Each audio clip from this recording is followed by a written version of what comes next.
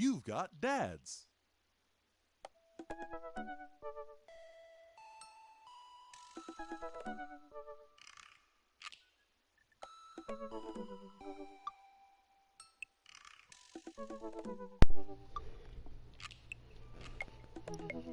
Alright, we're gonna go ahead and get this Brian date out of the way.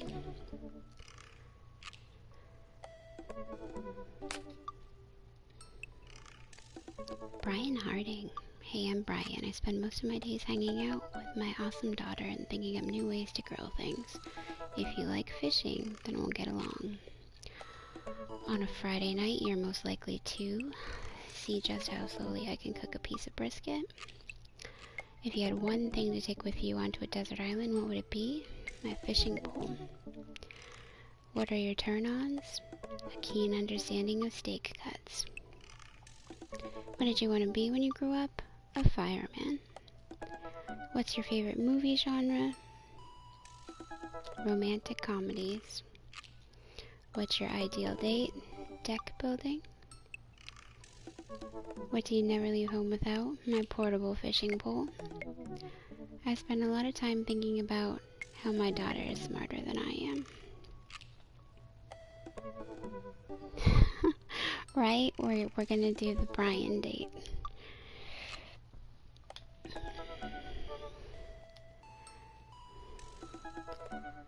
Let's see.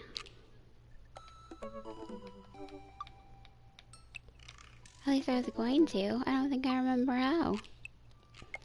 It's been so long since I played this.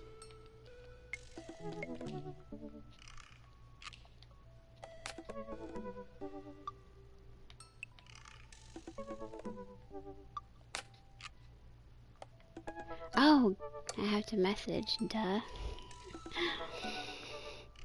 Hey Frank, how are you?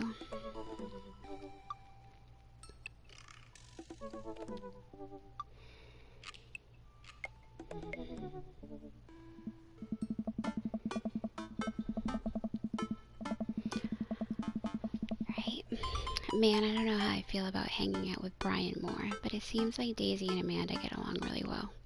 Maybe I should just bite the bullet and hang out with Brian more for the sake of the kids. I crack my knuckles and start typing. Alive? Yeah, yeah. I feel that. Hey, Brian. Alright, I'm just gonna wait till he stops typing. Hey, Brian. Great grabbing burgers with you at the cookout yesterday. We should get the kids together and hang out soon. I wait a couple minutes until a ding comes from my computer and a message pops up on screen. It's Brian. Let's see what he has to say.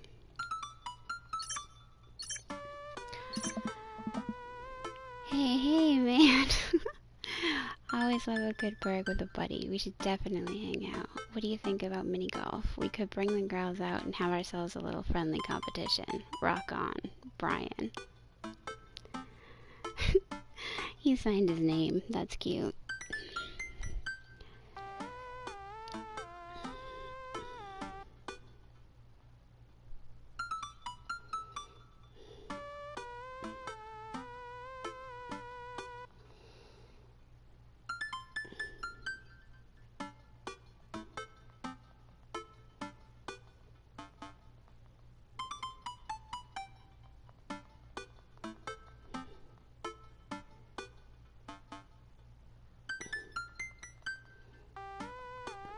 Hang on, I have to send a message in real life.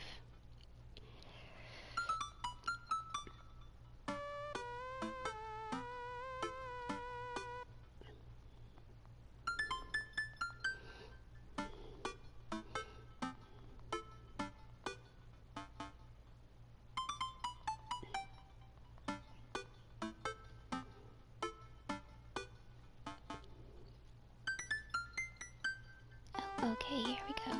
I had to bring my stream back up. Okay. He's more of a strange friend. You mean Brian? I don't have a competitive bone in my body.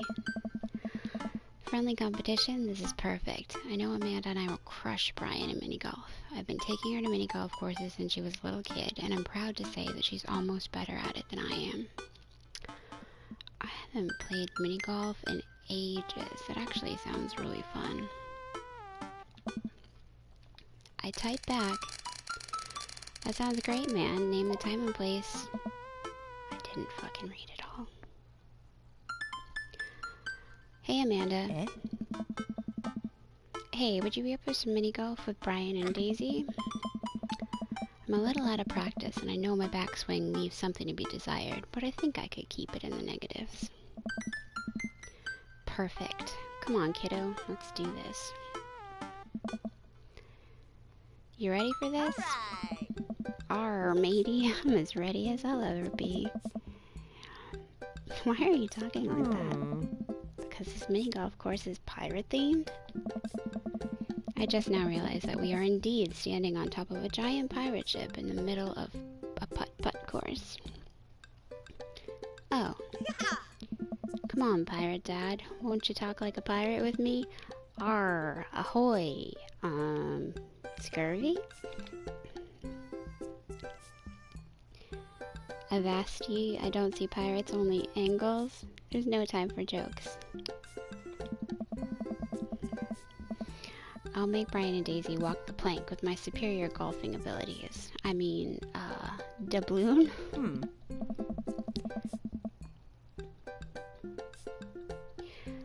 Whenever I hear doubloon, it always makes me think of that episode of SpongeBob. Look, Gary, doubloons. Don't drop them. Come on, Dad, you told me that this was just going to be some friendly competition. Friendly competition is dad code for actual competition. I need to prepare my body, mind, and soul to defeat Brian on the field of glorious battle. It's just mini golf. Just mini golf? It's so much more than that. I know, right? I kneel down and place a hand on Amanda's shoulder. I just want you to know that there's no pressure. It's not a big deal. Don't worry about it too much. But we have to beat Brian at mini golf. Whatever happened to just having fun? Oh, we will have fun when we beat them. Amanda gives me a side eye, but before I can side eye her back, I spot Brian and Daisy. Ahoy there, mateys. Ahoy! Brian walks up with Daisy in tow. It looks like they already rented us some golf clubs for our mini golf excursion. Total power move. Why didn't I think of that? Hey! Alright, first mate. I hear there's buried treasure in these waters. You gonna help me plunder it? Oh, Amanda, I don't think this is a real pirate ship. I think it's just to play putt-putt on. Who calls it putt-putt? Amanda gives Daisy a look. I mean, aye aye, Captain. Daisy winks at Amanda. Ah, look at those two. They're two peas in a pod. So, you excited to get some mini golf in? Oh, you know it. I'm excited to lose. Well... You a gambling man? I know when to hold 'em. Depends on what's on the table. Do I get you if I win? Absolutely not.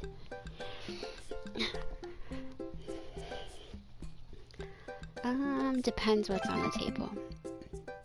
Oh, I got hearts. You like that?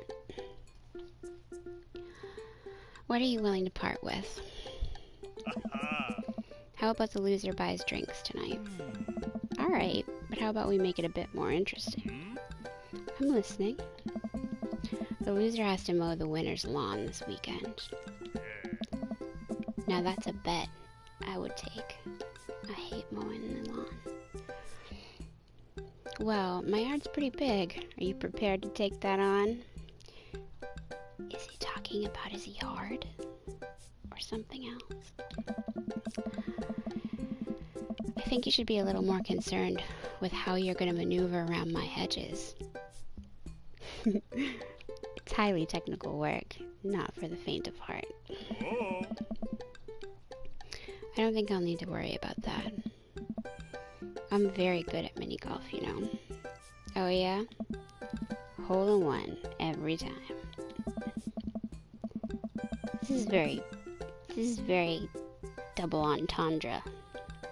I get the innuendo here.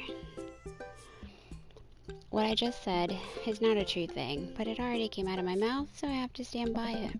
I'm looking forward to seeing that happen. Brian and I eye each other up and down. May the best dad win. Brian and I shake hands and lock eyes. It's about to go down. Oh no. Oh no. No, no, no. How do I... Wait, how do I shoot? Wait. Alright, I'm just gonna practice pressing all the buttons. Dead men sink no pots.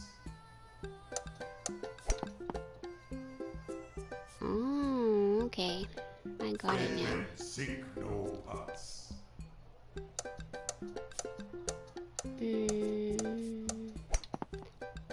Damn, it like rockets this ball. You can't do it slowly.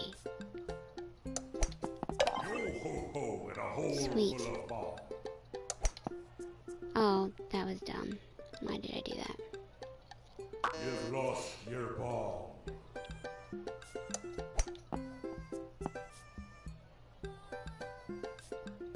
You've lost your ball. I sure did. Yo ho ho and a hole full of ball. Wait, I need to pay attention to the,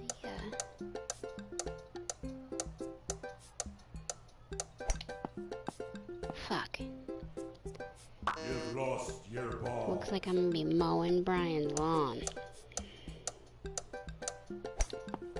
Yo ho ho and a hole full of ball. Oh, that was so not S. Don't use metal utensils on non-stick frying pans. It's rude to ask people about their mysterious hand tattoos. Amanda pulls me aside while Brian and Daisy start walking to the next hole. Hey, you having a good time? I'm having a great time. I'm having a fantastic time destroying Brian underfoot. I just asked because your eye is twitching. No, it's not. I feel my left eye twitch. Amanda raises her eyebrows. We're out here to have fun, remember? It's just a game. You're right. It is just a game. A game with extremely high stakes. A game we're currently winning. Dad. Please, Amanda. Please nail this next hole for me. We need to keep this streak going. If it's really that important to you, sure. Amanda walks over and tees up for a particularly hard windmill hole. Gripping her club, she winds up and launches the ball into the parking lot. She looks me right in the eye and does an exaggerated shrug. Oops. I disagree with her actions, but I appreciate her act of youthful defiance. She walks over and pats me on the back. That was for your own good. Love you, kiddo. Armatey.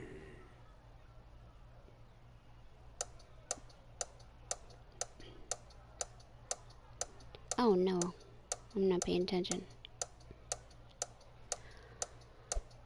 Oh, no, no, no. God damn it, it took too long. No pots. Where the heck is the...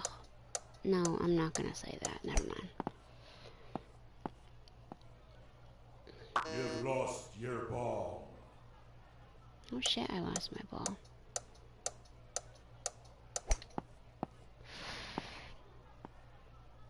Dead men sink no pots.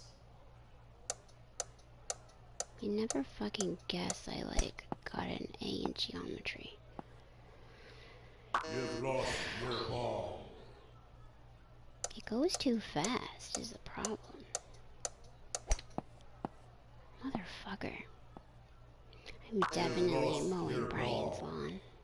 And trimming all his hedges. Please To go ahead. the bride. Whacking all of his weeds.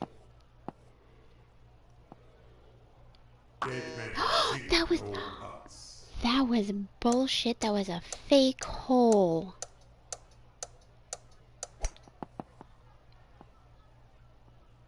Into the brine. Does he through the mouth? Fuck. I'm gonna be cutting some grass for sure. Yeah, it was not an A. Nothing can beat reading in print. The police are driving by and you don't give them probable cause to pull you over. I try to maintain an air of professionalism because there are children present, but I can feel the crushing weight of the 4 dads before me casting a disapproved look upon my broken frame. I have failed you, fathers, and for that I am sorry. Hey. Man, that was some good shooting there, Gustavo. I fought valiantly, and my only regret was being busted. I have lost at putt-putt. Mini-golf is beneath me.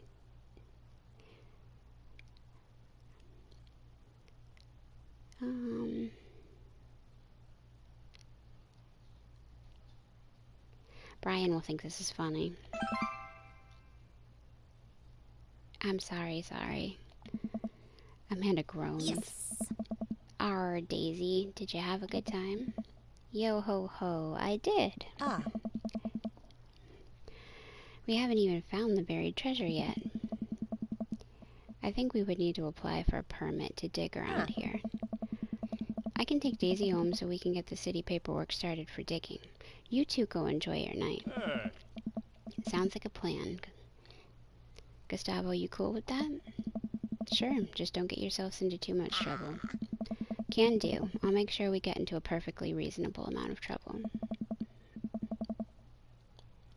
Amanda and Daisy skip away, yelling about buried treasure. Bless that kid's tiny, rebellious heart. Oh.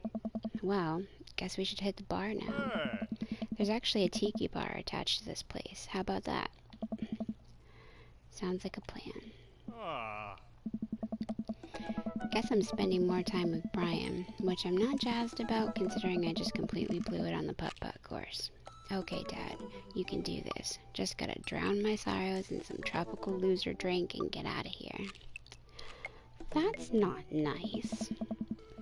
We can at least enjoy the drinking part.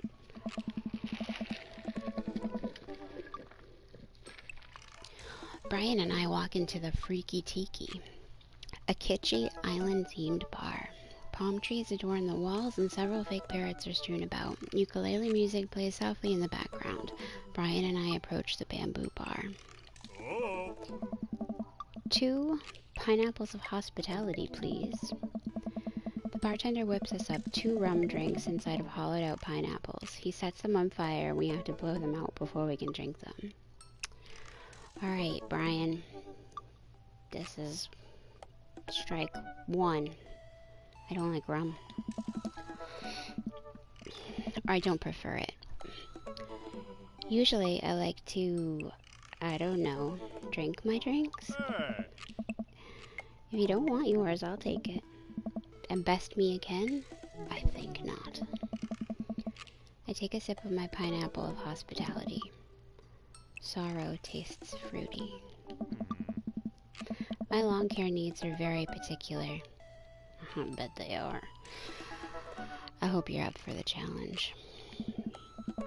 Oh, don't worry.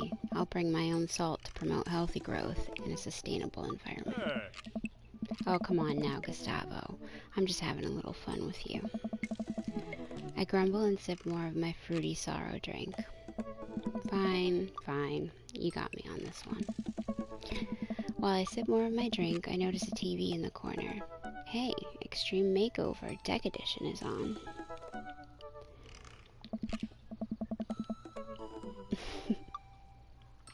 They're both pretty fruity. Well, yeah. I love this show. Always made me want to own a deck. Ugh, I hate this show. Why? It's so clearly fake. Well, yeah, it's reality TV. Who cares? I care. I'm a general contractor. I work with decks all the time. There's no way they're renovating those decks in a matter of 2 days. It's impossible. That's a 3-week job minimum. So you want them to cover those 3 weeks extensively in every episode? It can't be that interesting to watch a bunch of dudes slave over a deck for that long. Nobody would watch it. I don't like any of those home improvement shows. I want to watch stuff that's real. Like Long Haul Paranormal Ice Road Ghost Truckers? Hey. I have terrible news for you, Gustavo. No. No. Not them too. That's the awful truth. Aha. Not the ghosts, though. Those are real. Trucks just don't have emergency escape buttons. I've been lied to for so long. We both chuckle and sip on our pineapples. So wait, you're a general contractor? Ah. Sure am. Actually helped plan the cul-de-sac we live in. You know what? Second thought. Maybe we give Brian a chance. Wow, nice work. Ah. Yeah, kinda took after the footsteps of my old man. He was a general contractor too? The best. He practically built half of this town with his bare hands. It's weird how you spend your whole life trying not to become your father, then you wake up one day, and there you are. But I get to work with my hands, and it pays more than enough to take care of my daughter, so that's an absolute dream job. For me, at least. Well, that's impressive. Building stuff has always been my weak point, as a dad. And I've been okay with that until now. Now I must defeat him. I do have that patio furniture that I haven't put together, still sitting in the garage. I do. Damn straight I do.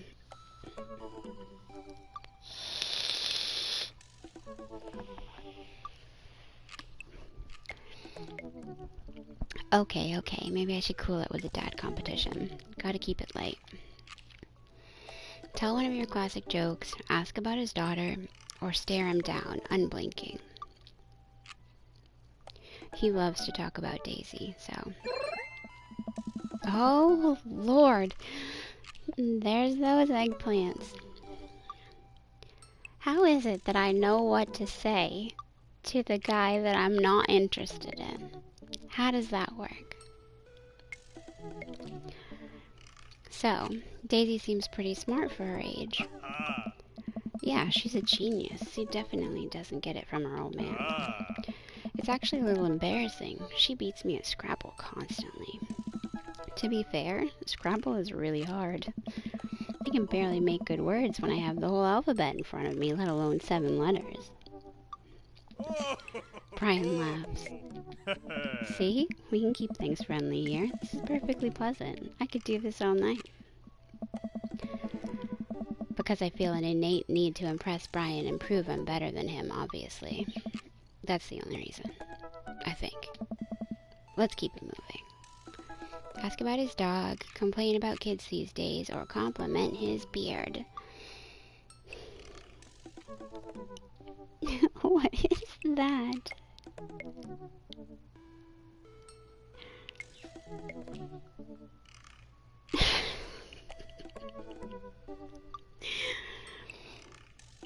Uh-huh. That's an interesting selection of fruits and vegetables. Or foods in general, actually. I don't see any fruit there. Compliment his beard? Are you serious? Oh, fine. Oh, no! Your beard is nice. It looks very healthy. Aha. Thanks. I grew it myself. Grown. Hey, you're not allowed to dad joke another dad. This is how our daughters feel all the time. Or is this how our daughters feel all the time? I'm upset. Hi, upset. I'm dad. No. I mean, you walked right into that one. That's dad joke 101. Guys like it. They like to talk about their beards. Listen, buddy. I took dad joke 101 years ago. I'm in the 400 level classes and well on my way to a degree in fart humor. Wow, Amanda must be so proud. She's not. I look around the room and take in all the kitschy decor, looking for something else to comment on. There's a gigantic fish hanging above Brian, and I gesture to it. Cool fish. It's definitely fake. What? Really? Everything in here is fake. That palm tree over there is just a little ficus with plastic coconuts glued to it. I look over. He's right. But I almost caught something like that fish once. Mine was bigger, though. Of course it was. It's always bigger. Oh, really? Yep. I went on a trip to Hawaii maybe a decade ago. We were out on the sea for 3 days, catching fish, drinking beer. You know, guy stuff. We had a hot plate on the boat so we could sear the fish right after we caught it. Throw a little bit of salt and lemon on there. Oh man, that's some of the best food I've ever had. That actually sounds amazing. Well, it was the last day. Everyone had gone to bed already, but I was out there watching the stars, had my line out too, but all of a sudden it just starts running. So I jump on the reel before it gets ripped out of the rod rack and start fighting with the damn thing. I'm out there for maybe an hour. Can't call out to my shipmates. It's just man against nature. Dee would dig this. Finally, I'm starting to tucker the guy out. I get him up to the surface and finally get a sight of it. The biggest marlin I've ever seen. Hemingway-esque. I get it onto the boat, single-handedly. And you know what happens next? What happens next? The damn thing smacks me in the face with its tail, knocks me out. I wake up the next morning on the deck, the fish gone. Never felt dumber. So it got away? I think there's another version of me that would have spent the rest of my life trying to catch that fish, Captain Ahab style. I'm sure Daisy would be supportive. Do Irishmen like to fish? I mean, like, Irishmen in Ireland? I never really thought about it. Aw, man, fishing's the life. Haven't gone enough lately. You go fishing? Actually, I have a confession to make. Wait, what am I doing? Why am I having this inexplicable urge to be vulnerable with him? I can't tell him that I'm terrible at fishing. I lean in close. I'm amazing at fishing. I'm the best at fishing. No one can outfish me. Lies. All lies. We'll go with I'm amazing at fishing. I'm simply the best out there. Okay, since you're such a pro, I'm taking you fishing. Do you want to go fishing? Wait, don't answer that. Yes, you do. We're going fishing. Oh, no. Oh, I don't know. Come on. It'll be a blast. I know the perfect little fishing spot. I'll bring some beers. We can just sit back, relax, and reel in some trout. We'll bring the kids with us. Come on. You know you want to. I was going for, like, non-competitive.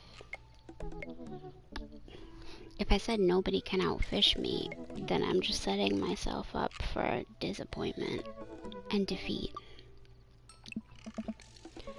Yeah, okay. Brian gives me an exuberant high five. Yes, maybe we'll see who can catch the most fish, so I can get you mowing my lawn. Mowing his lawn.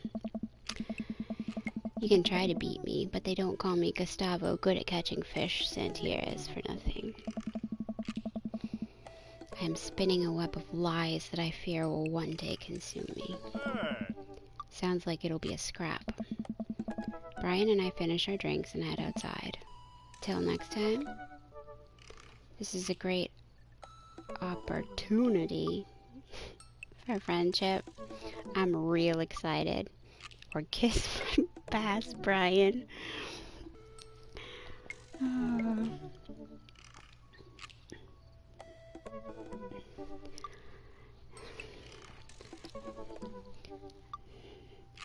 Ugh.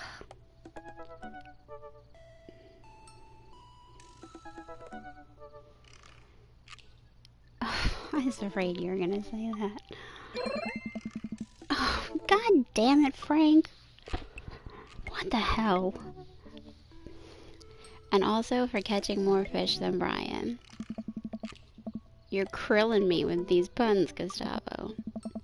Mull it over. You'll come around to the fish-related dad jokes in no time.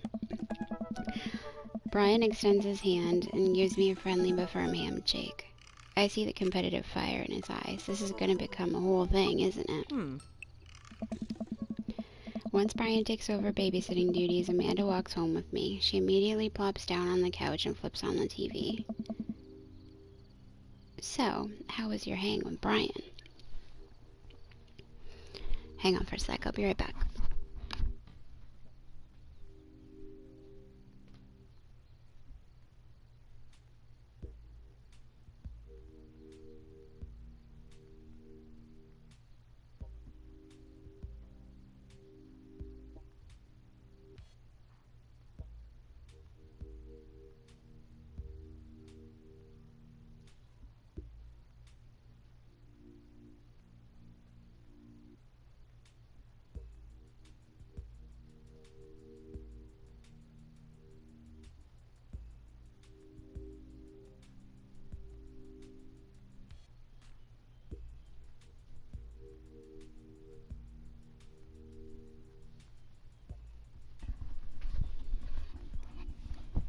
Okay.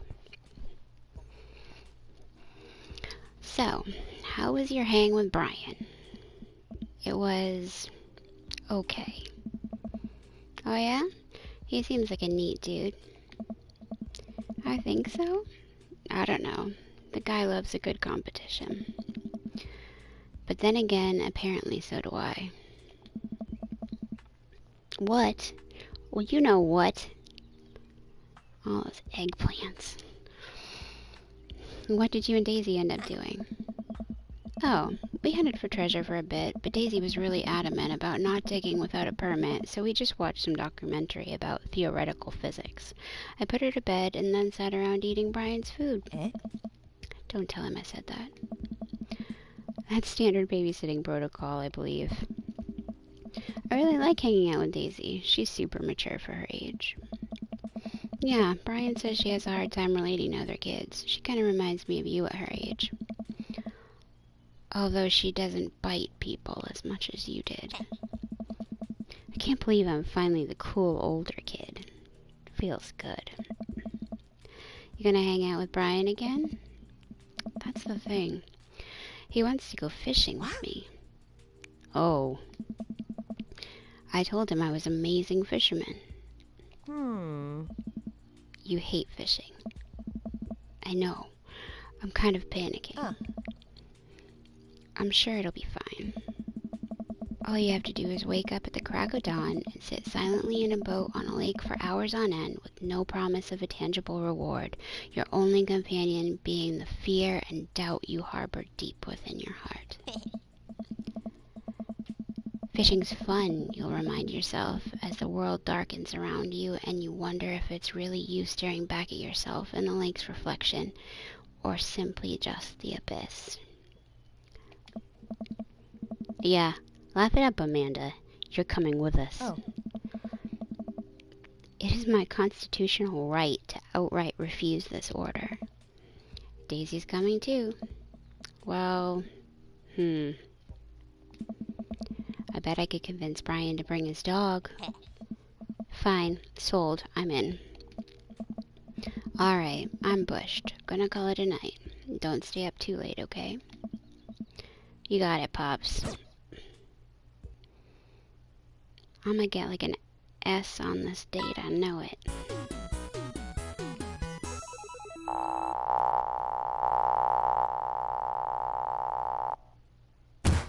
That's Oof. a 10 out of 10 if ever I've seen one.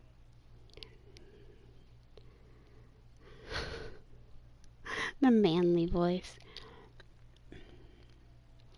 Don't forget to floss Welcome. every day. You've got dads. I do. Oh, hey, Matt.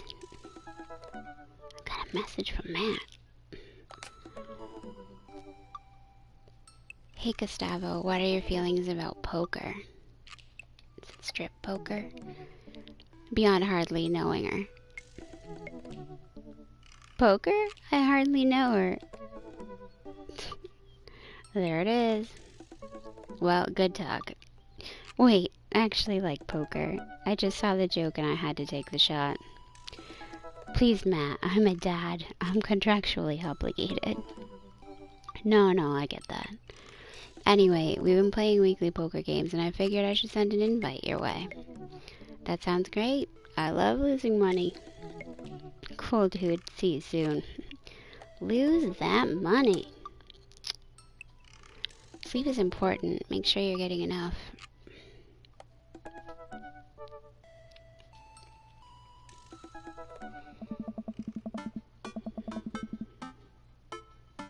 Ooh, at Joseph's house. Joseph will probably wait. Yeah, Joseph will probably be the next date. Matt invited me to a poker night at Joseph's house. I put on my going out coat and walk over. Across the way, I spot Matt, who's walking over from his own house. He's got a case of beer under his arm. Crap, I should have brought something. Hey, Hey, man. Crap, I should have brought something. No worries, man. It's your first time. Just bring a full wallet. How long have you guys been at this for? Years, buddy. Just a nice way to keep in touch with the guys. It's never really high stakes. We pass through the fence enclosing Joseph's backyard. Craig, Brian, and Joseph hover around the patio, drinking beer and chatting. Robert sits in the corner, brooding as usual.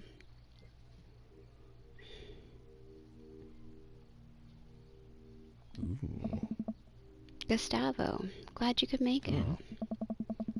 So am I. I'm psyched to take all your money. Just like old times. Craig's the resident shark. We prefer the term person who's good at poker. I'm well aware. Craig has always been suspiciously good at poker.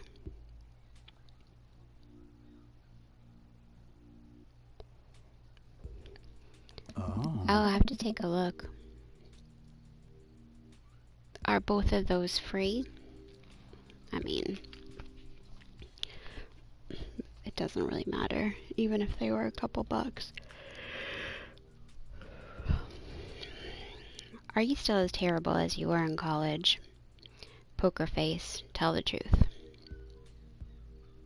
Poker face. Hey, it wasn't terrible.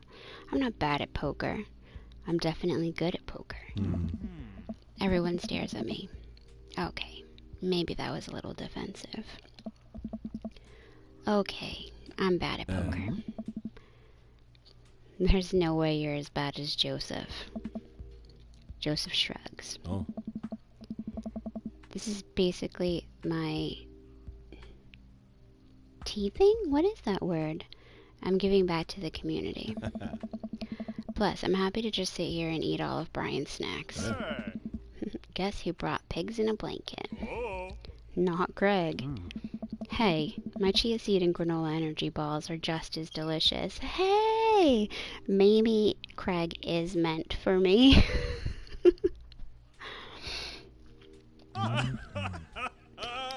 Everybody laughs. Oh my god, look at Brian's face. But where's my vampire? How come he's not here? Let's just get the game going. We all take a seat at the table and Matt starts dealing cards. The first couple rounds go by easily, as I'm getting the hang of things, but it's obvious that Craig is running the show here. Craig, how did you get so good at this? It's pretty easy. You just start getting a feel for everybody's tell. Like Matt will scratch his ear. Hey. Hey! Brian adjusts his pants when he's trying to lie. Oh, shucks. Now wait a second. Oh. And I think you just loudly announce to the whole room when you have a good hand. Yeah, yep, that's me. Hmm? What's Joseph's tell? Everything, literally everything. The man is an open book. He couldn't lie even if he tried. Well, at least I have God on my side. Oh. See, you can't even say that with a straight face. What about Robert? Honestly, the man's an enigma. Robert raises his glass of whiskey to us in a solemn salute. I think he'd wipe the floor with us if he actually tried. Mm-hmm. I'm just here because I enjoy the company. Hey. Robert pulls out his phone and stares at it. Robert, is that a flip phone? Mm-hmm. Yeah. Yeah. What are you, a drug dealer now? Oh. Yeah, what do you need? Horse? Speed? Tijuana Johnnies? Frank, what's a Tijuana Johnny? Hey. I can get you the street stuff easy, but if you're looking for something exotic or designer, that's maybe 72 hours and a favor called. Maybe I won't need you today. Maybe I won't need you tomorrow. But someday. Oh, I think I'm good. Right. Oh. But still, if you got the coin, I got the goods. I dropped my phone in the toilet, and this is a backup until I can get it replaced under warranty.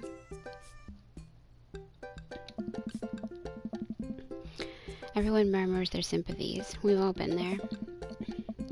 We go back to playing. I really gotta stop eating these pigs in a blanket. Pigs in a blankets. Pigs in a blankets?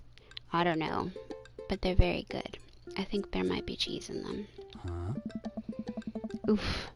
I don't know if I got enough to raise you on this round. They couldn't animate them like sitting around a table. You can always bet your firstborn. Hey. If you think you can handle another one, be my guest. Briar and Hazel are a handful, to say the least. But do you think 3 kids is a handful? Try 4. I'm operating at 100% dad capacity at all times. Actually, it's technically 5. Yeah. Christine saw a commercial for one of those dolls that poop and wouldn't stop asking for it. We ended up getting it for her birthday, but she's so grossed out by the fake baby poop that she makes me change diapers. So now I'm changing the real baby and the fake baby. Hey. There's just a lot of poop in my household right now. Daisy got one of those a while back. One night I walk in on her after she tried to take the doll apart to see how the poop mechanism worked, but then she couldn't put it back together and started crying. Poop everywhere. Hey. Fake poop, but still. That reminds me of... Wait, do we all have poop doll stories? Everyone nods in agreement. Isabel never had a doll that pooped. Neither did I. Guys, I really don't need any more poop in my life than there already is. Can we just get back to poker and not talk about poop? Matt deals another hand and we quickly forget about the poop. We run out of pigs and blankets, so we switch over to Craig's healthy snack food. It actually isn't terrible. These kale chips are phenomenal. We should sell these at the coffee shop. It's my own recipe. I'd be happy to give it to you guys. I can see it now. Pierce the kale chips. Oh. Pierce the Veil is a popular post-hardcore screamo band out of San Diego. Hmm? We all look at Matt, confused. Oh, man. It's maybe not any of your wheelhouses. Nice. How's the shop nowadays?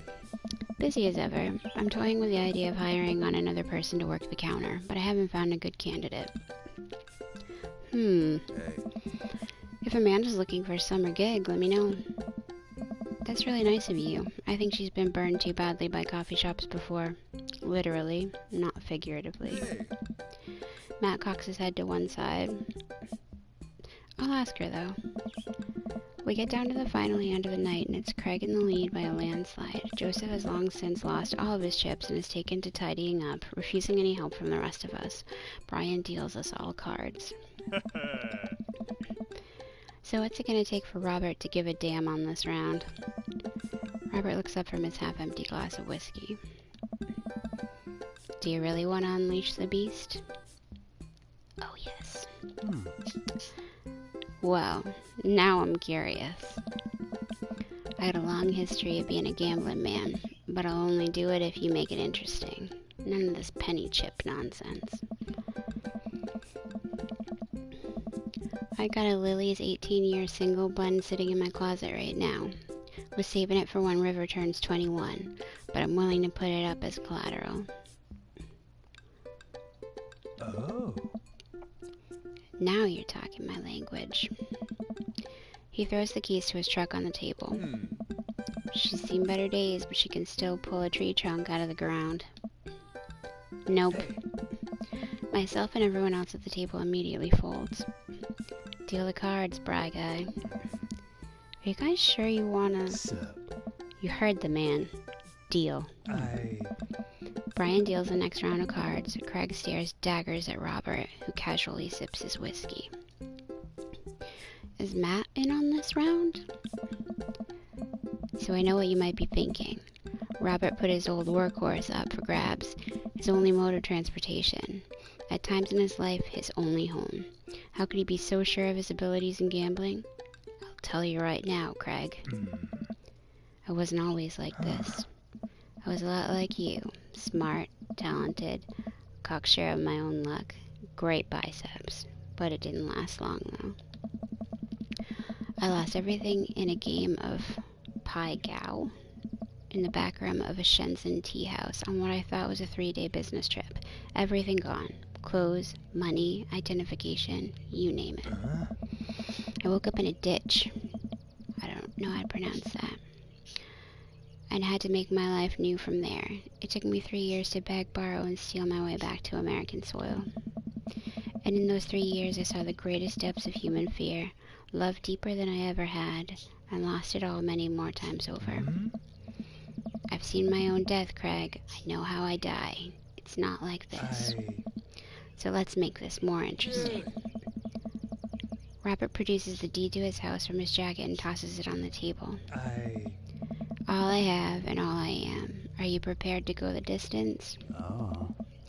Craig wipes the sweat from his brow. He studies Robert's face intently, searching for any sort of tell that he can find.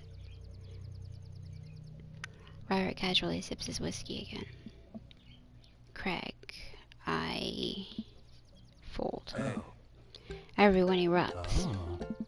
Fine, fine, the whiskey is yours. And that's why you don't dance with the devil. Whoa. So what was it? Were you bluffing, or did you have the cards? That's for me to take to my grave, fellas. Next week, boys. Next week. You got it. I'll be there.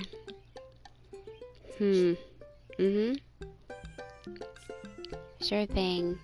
I almost had a heart attack.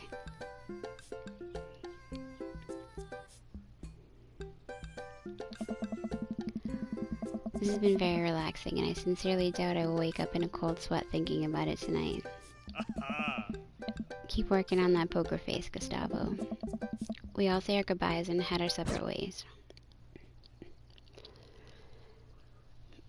Welcome. You've got dads.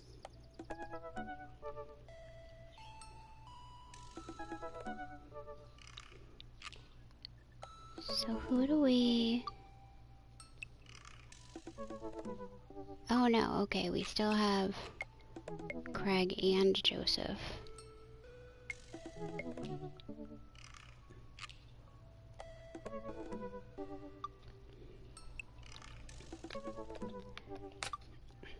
Let's see. Joseph Christensen voted Maple Bay as #1 youth minister for 5 years running, living in my hometown with my beautiful wife and our 4 amazing kids. If If I'm not in church, you can catch me out on the open water, setting sail on the seas of adventure. Excuse you, Cookie.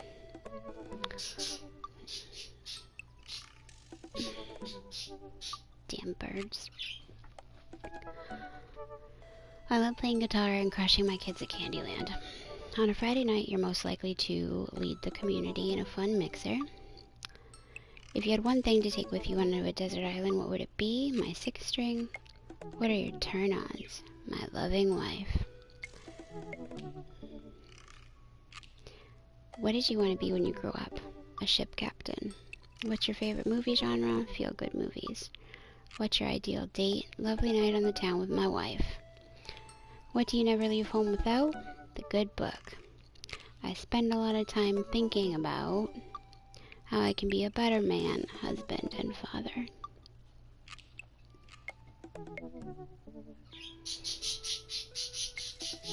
Yeah, it's one of the birds.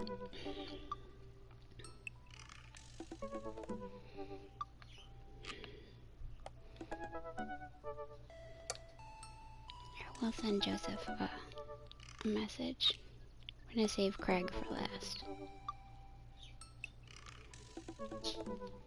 I don't know how this is gonna play out though. He's a married man, and he seems like he's hell-bent on hiding his true desires. His family's a little weird, but Joseph seems cool. I should take him up on his offer to hang out. What? Wait, how do I hang out with a priest? I don't go to church. Should I be Jesus-y? Did I, like, totally miss something? There was no message. I imagine Joseph's family staring at me as I fumble through some sort of prayer attempt. Maybe not too Jesus-y. A light smattering of Jesus. Will he want me to pray? Is he going to pray at me? Do I have to pray at him? Talking to Joseph, huh? Gah! Amanda, how many times have I told you not to sneak up on me like that?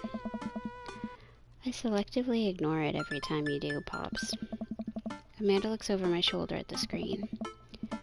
Joseph can't read your mind, you know. If you want to talk, just message him. Okay, I didn't miss anything then. But I've never been friends with a priest before. What do I talk about? My favorite Bible passages? Ice cream socials? Khakis? I want to say ice cream. I've wanted to get ice cream, like, all week. And I think he is too late right now. The ice cream place is closed. First of all, he's a youth minister with a tattoo, not a priest. There's a difference? Aww. You're overthinking it, Dad. Listen, just put it like this. Aww. Hello, neighbor. Thanks again for the invite to the barbecue. I'd love to hang out soon if you're not too busy. Isn't that a little too business casual? Fine. Give me the keyboard. I got this. Amanda focuses on the keys.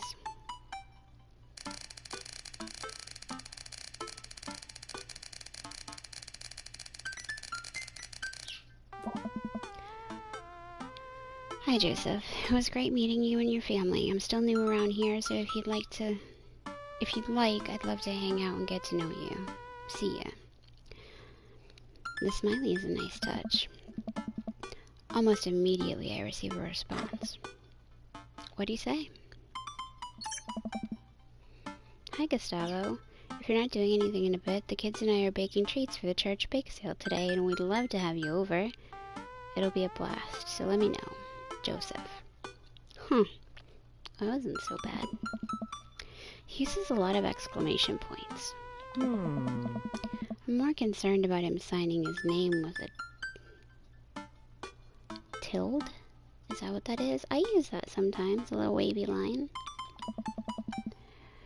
I'm willing to let that slide this time. I respond back.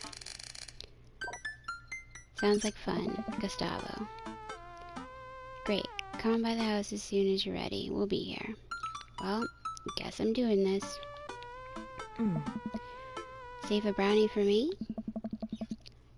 Promise you won't sneak up on me anymore? Amanda stares at me, unblinking. I don't make promises I can't keep. Real to a fault, Pops. Ugh. And Dad, please don't be weird about the religion thing. Me? Weird? Never. I make the short walk over to Joseph's place. Don't be weird, Gustavo.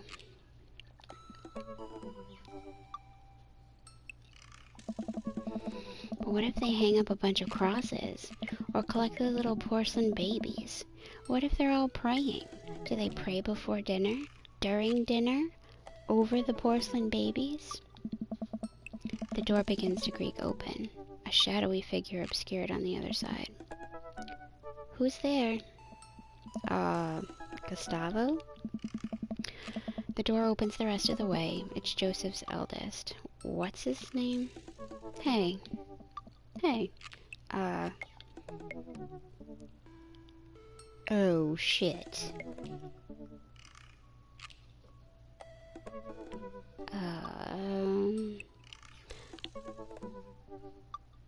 I think Krish is the baby.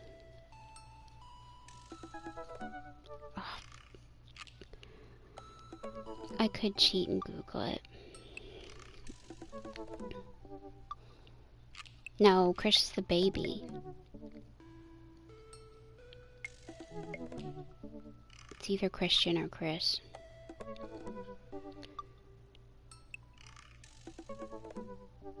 I'm trying to think of what the girl's name is. If you stream later, I think it's Christian, but I'll choose Chris. Hi again, I'm Gustavo. I know what your name is. Oh yeah, we met at the barbecue. How's the, Please don't say it. Jesus. Chris blinked slowly. Maybe he didn't hear that. Oh, you were right. You're weird. Is your dad... Before I finish, Chris walks into an adjacent room, leaving me in front of the open doorway. Home? This was a great first impression. For a moment, I wonder if I should just go in, further subjecting Joseph's family to my winning attitude and artful charisma. Mercifully, Joseph, he peeks his head around the corner. Gustavo, you made it. Joseph approaches with his arms wide. I'm so glad you could come by. Oops, I clicked the button before I could read it all. Something probably about, are you ready to make cookies? I am not. I'm as ready as I'll ever be. That's the kind of semi-confidence I like to see in a baking assistant. Come on in. Joseph leads me into a bright, spacious home full of nautical knickknacks. This isn't what I imagined at all. It's actually pretty charming. Yeah. I believe you've met Chris, who left you outside. Oh. Chris? Oh. Are you going to apologize? Oh, right. Sorry. I try to make eye contact with Chris, but he keeps looking away. He must be really shy. Goddamn cookie. Makes so much friggin' noise. I think I asked you what you would stream.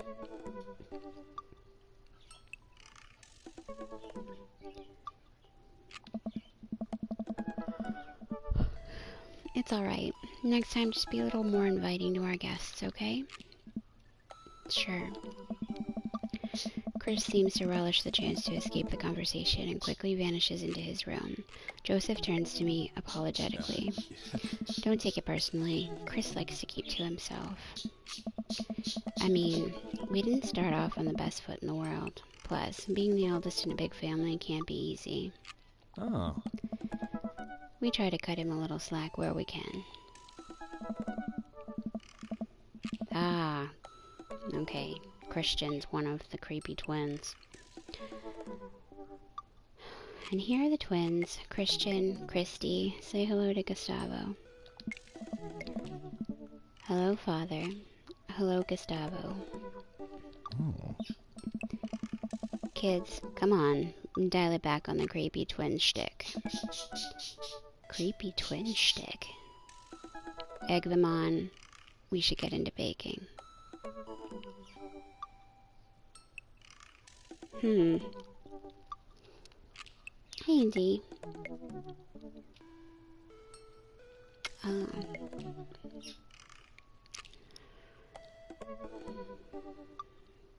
Do we egg them on or get to baking?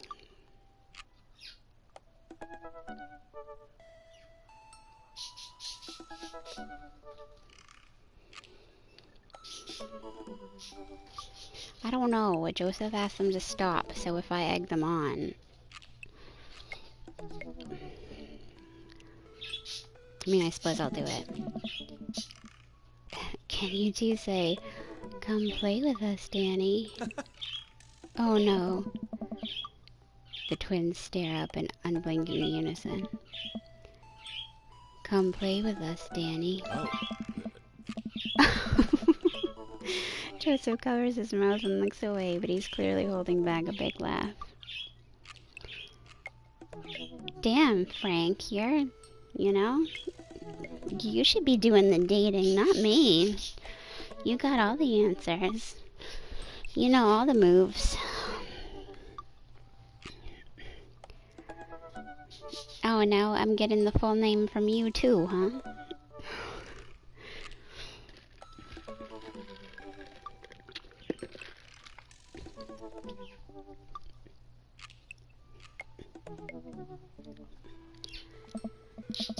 This is it. This is my Dad World Series. Okay, now say, "Please help us, Mothra." Please help us, Mothra.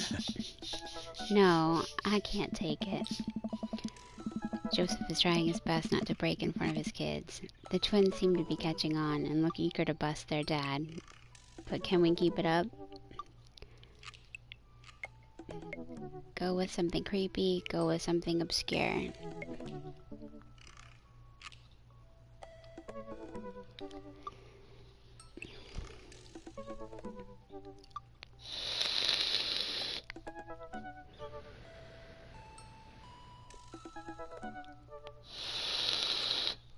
Two.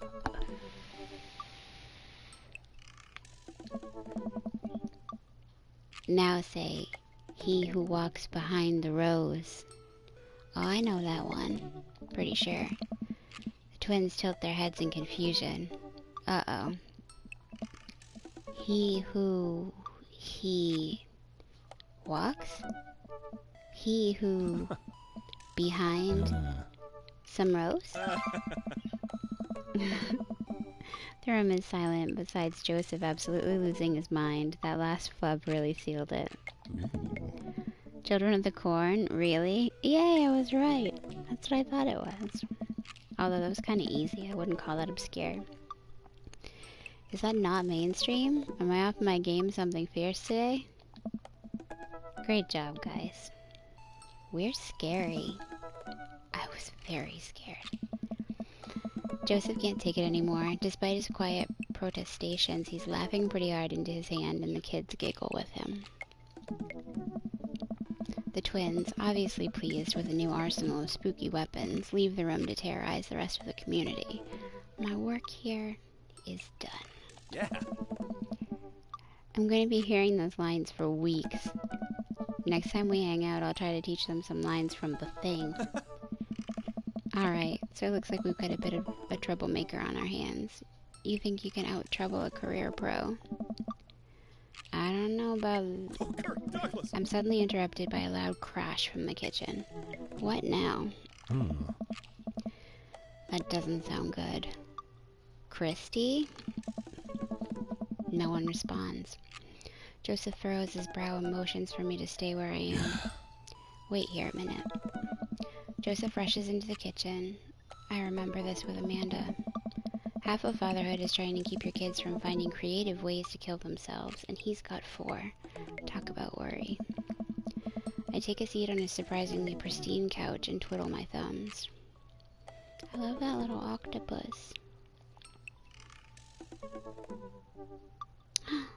It is a Leon. Hey, puppy, what are you doing? How are you?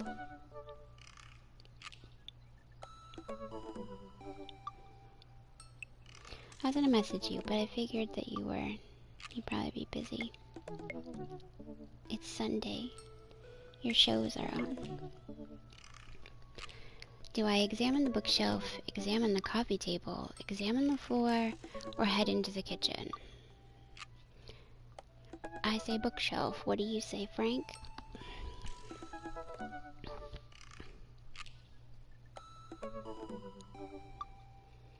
Frank is the love guru.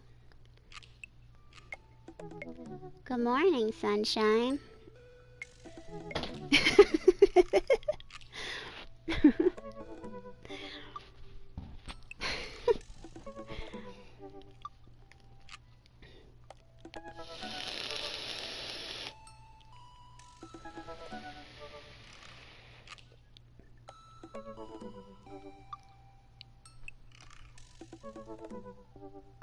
Throw a line for you, but no go?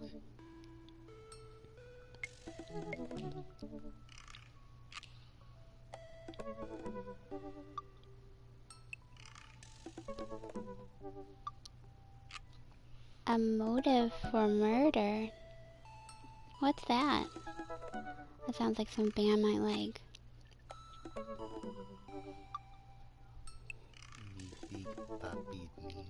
I know. What that bicep, right? That's what that is, right? Bicep. Those things I don't have. Well, kind of, a little bit. Sort of. Definitely not on this side. Frank says hello.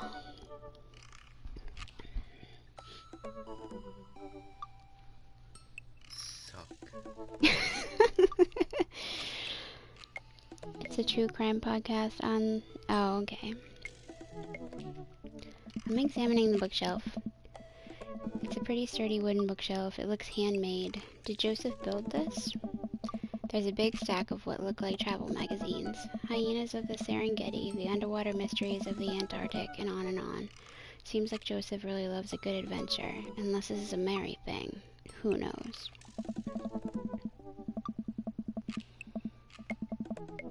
I went on a date with Brian. Frank helped. I got all the eggplants. No, not all of them, but a lot. What? Redhead dude? Yeah. Why? I figured just get it out of the way. Thought you didn't like it. I know, but I figured I was gonna do all of them anyway. Frank helped you do it because he wanted to see it. He wanted the ginger to win. Next to them are a couple of different Bibles. Looks like he's covering all the Bible bases. King James, New American Standard, the Bible for teens. He's a cool youth minister after all.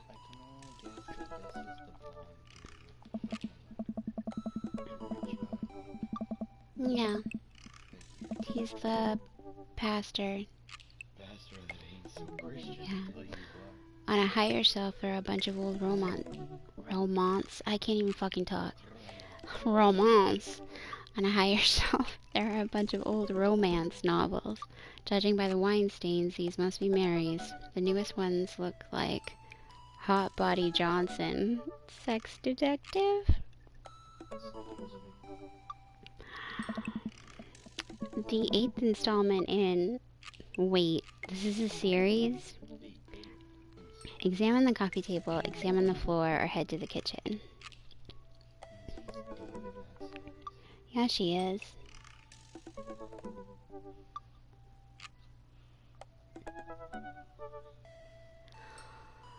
He told me to wait a minute, but I feel like I should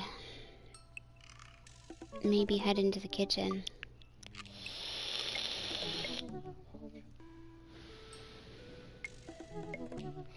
Look at the table.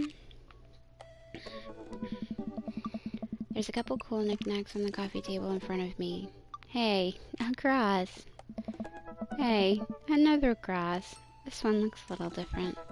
And a third cross. Unified design, aesthetic, smart choices. There's also a brass thing here. Looks like something a sailor would use to navigate with. I think they're called sextants. Sex.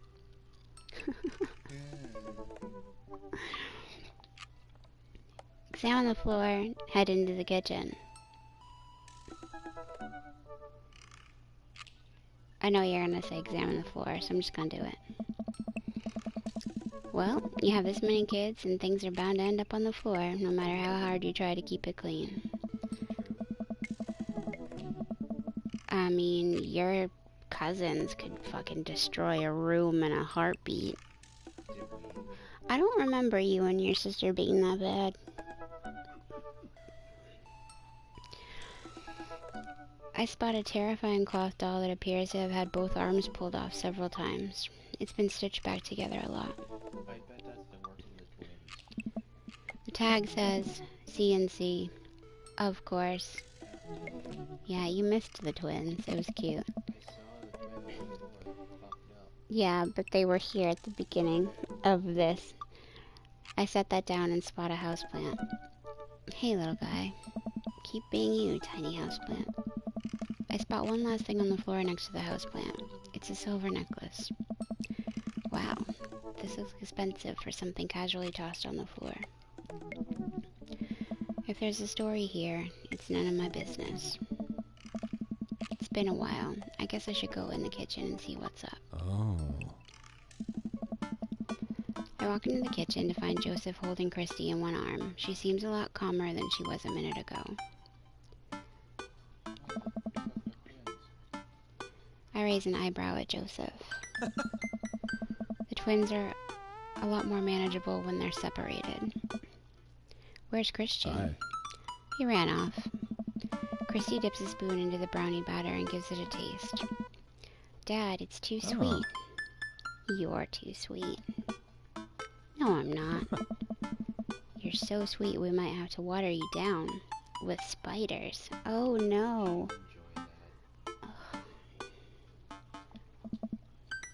No, not spiders. Joseph begins tickling Christy with his free hand. Between the laughing and squirming, I don't know how he's got a hold of her, but that girl is locked in place. The man is a professional child wrangler.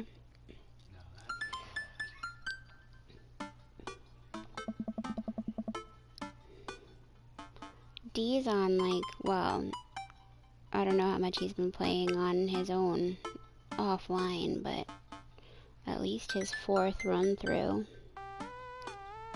Are you ready for speed run yet, Dee? Christy fixes me with her best puppy dog eyes. Oh. Save me from the spiders. Spoon duel the Spider King. Renegade option. I'm totally gonna spoon duel the Spider King. I grab a wooden spoon and point it in Joseph's direction. Unhand her, foul beast. Okay, Gustavo the Valiant, let's see what you've got. You may have defeated me at Tarantula Ridge, but now I have the upper hand. 7th. Joseph gently puts Christy down behind him. Have you come to squash me, knight, or have you merely fallen into my web? I'm no mere fly, Spider King. Now, on guard! For a minute or so, Joseph and I mock duel with the 2 dumbest looking spoons in the room. Eventually, I strike a killing blow in the invisible heart between his arm and his body, and Joseph recoils in horror. Blast! I am defeated. You could never best me, Spider King, for I have the power of... I sneak a taste from the brownie batter. The magic... Oh man, that is way too sweet. Christy begins jumping up and down excitedly. My hero. Christy hugs my leg before making a surprisingly fast exit. Yeah. Hey, wait! Do you want to make brownies with us? What kind of brownies are they? I mean, I like all kinds of brownies. Brownies with chocolate chips. I have not. Poppy, we need to find time. We need to make time. Like, we need to schedule an appointment so that we can play. Nerd. What are you even gonna play? Probably Left 4 Dead. We could Left 4 Dead 2, I mean. You're gonna get grabbed so friggin' much, and you can't find your way through any of the levels. It doesn't matter. It's more just hanging out. Dead. I don't care. So you're dead. I don't know. I'm considering. I might try and stream a couple killer matches to see if I can get the gnome. No. Don't do that. No. You're gonna make a fool of yourself. I'm not. Everyone knows I'm a fool already. But at least you are better as survivor. True. Yes. Don't do it still, because you're not gonna get it. I'm also gonna put forth a ring on that bitch. Why? Because I can. I don't want you to download viruses. So then, there's no viruses on it, and so if you're so worried about it, put some friggin' virus. Yeah, I know. I need to go get the virus thing. My computer's got less than a month on it, by the way. Oh, yeah. It's constantly giving me warnings. Well, I'll write myself a note. Christy hesitates, then shakes her head no again. Sparkle Pony. Mm. Sparkle Pony? Joseph looks confused. You don't want to bake with Dad now? You want to play with Sparkle Pony? Yes. Okay. Go. Before Joseph can even finish his sentence, Christy is out the door and down the hall. Ahead.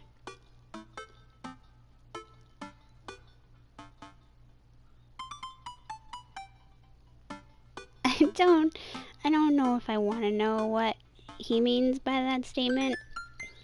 Yeah. I have a feeling it might be like making dinner. Yeah, I know what Leon's going for. Leon says hi. Hello, mi papi Leon. Big papi Leon. Grande papi.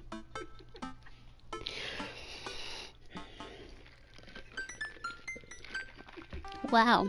Is everybody uncomfortable? No.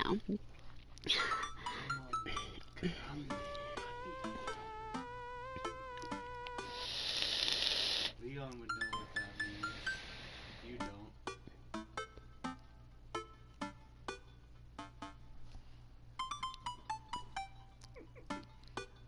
Oh, he gets a hi, whatever, Trent.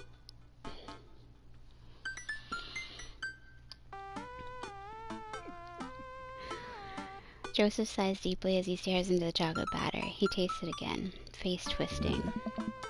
And that is still way too sweet. So what made that crash? Egg beaters on linoleum floor. It's my new techno single. Still haven't thought of a B-side. Now we're both looking into the batter. It's got a sickly sheen of sugar and chocolate candies throughout, and I have a feeling Christy had something to do with it. Because I actually messed around with the recorder, the record player. Oh, It's talking about records. and cassettes, yeah. Cassettes, yes.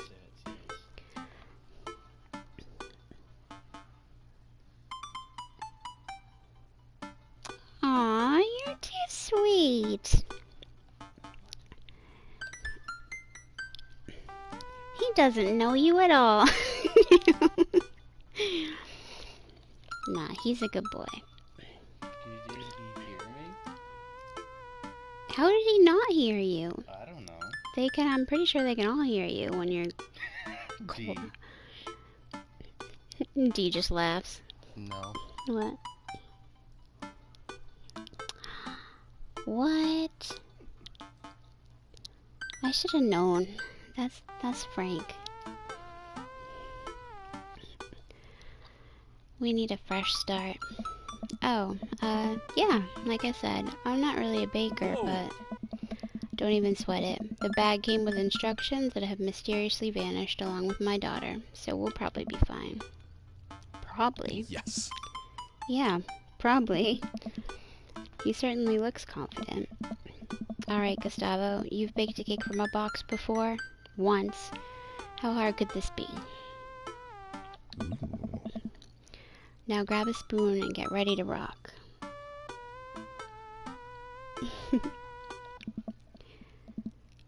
Mario Batali, save me. Joseph and I set to work, cracking the eggs and mixing the things, and then pouring the things, according to how we assumed the back of the box would tell us to. Things go according to plan, and soon enough, we have a solid batch of brownies. Whew. Wait. Joseph has a little dot of batter on his nose. Don't you do it! I know where this is going. Wow, Gustavo, way to use those dad skills. I bet you've baked a few box mixes in your time. His nose. Joseph. Oh. I have a question. What? Is he mixing a batch? Maybe just distributing some free literature? He's a pastor. No. All we have to do is bring these to the bake sale and voila, duty done. Going to Sunday school. Now help me find Christy. Keep your eye out for a pony that sparkles. Joseph, hold still. Oh god, he's gonna do it. What? Thumb in position and got it. Joseph's eyes go wide as I gently wipe the chocolate off his nose. Is he blushing? Oh, did you not see those, Dee? I figured you'd get Yui's, probably. Well, you probably get all of them, but... Yeah, I saw they got a bunch of them. There's also one for, I think, like, Jane. Yep. And then I saw one for David. Did you see the Seaside Psycho for the Trapper? He's wicked cool. I need to look at him. I have a feeling he's gonna sort of look like Jason, but not Jason. Has like a skelly face. Yeah, that sounds like Jason, at least in one regard. Oh, thanks. No problem. In less than a second, I've licked the batter off my finger. It's really good batter. Oh. We should find Christy. Yes, we should. Do that, Gustavo. Joseph quickly composes himself. Alright, she can't be far. You take the delta position and I'll watch your 6. Do you even know what that means? Alpha Tango Sparkle. Roger, roger. Joseph starts making his way down the hall and calls back to me. Take the brownies and the rest of the stuff I baked earlier today while I get Christy. We'll meet you out by the car. Joseph, Christy, and I arrive at the church parking... Let's try this again. Joseph, Christy, and I arrive at the church parking lot to find fold-out tables and pop-up tents already set up. Looks like the bake sale is already in full swing.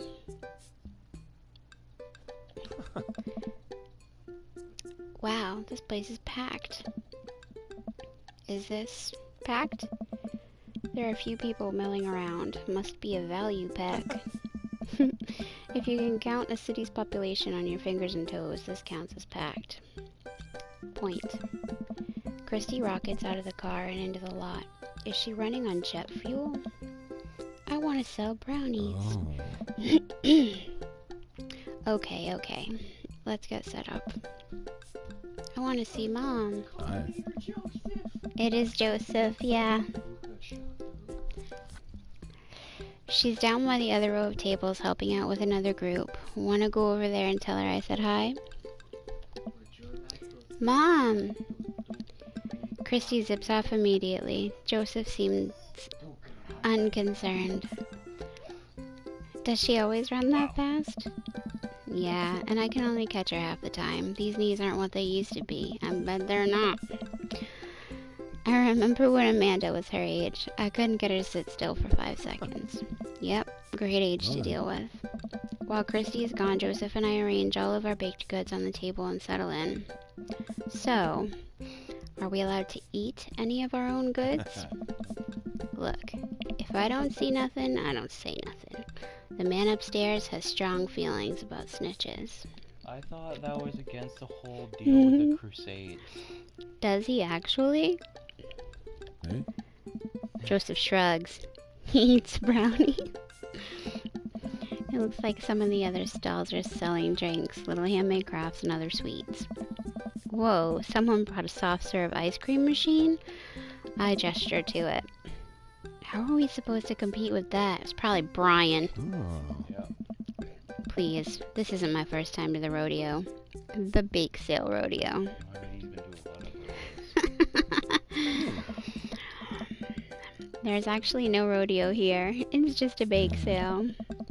I think you and I put together can make one pretty convincing argument for these brownies, don't you? Oh yeah?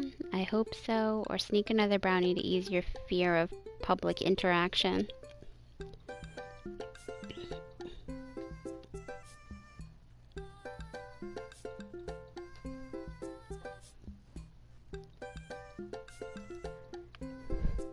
I'm gonna sneak another brownie. Oh! I reach for another brownie to stress-eat my worries away. Joseph smacks my hand before I can grab it. Oh! Oh no. Oh. Focus, Gustavo. Hey. It's not long before we have our first customers. Hey.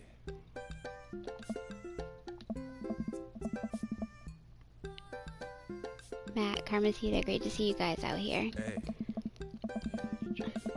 Yeah, I know, I like Matt. It was like cool guy. That's a nice tattoo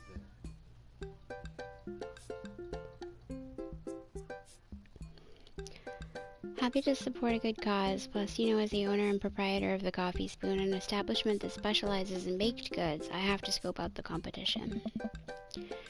Joseph leans close to me. This guy knows his stuff. Stay on your toes. So, what recipe did you use for these brownies? Don't say you use the box recipe. Don't say you use the box recipe. Don't do it. We used the box recipe. We improvised, or it's just how Nona used to make. I don't dare answer any of these questions. It's definitely not going to be the top one.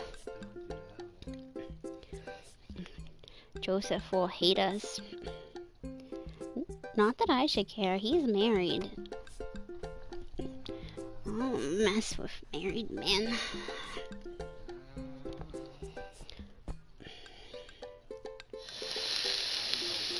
his closet.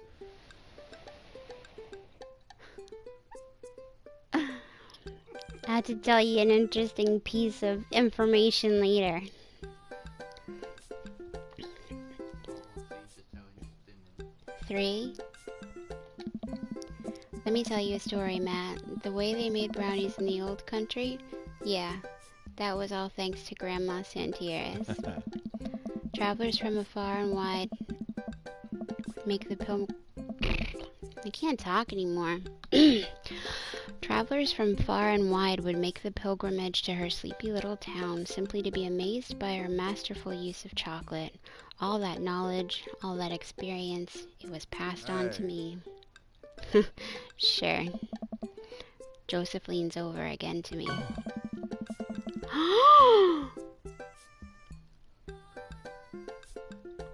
Lying is literally one of the 10 things we try not to do. Go back to your days. Did it save after Brian, I wonder? It's alright. I didn't want this one anyway.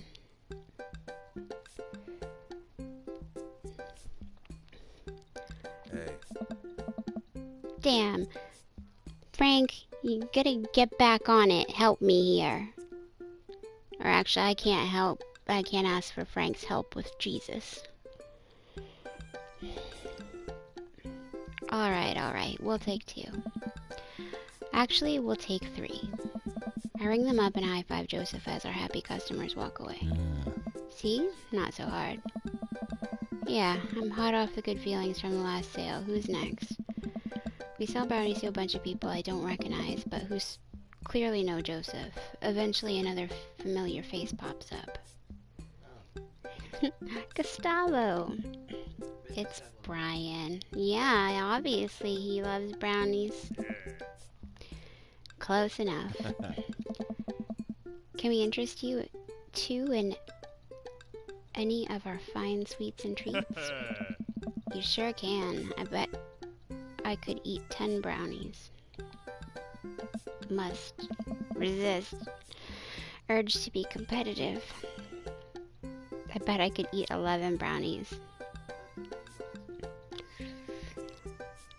Yeah, because I'm guessing Jesus probably doesn't like competition either.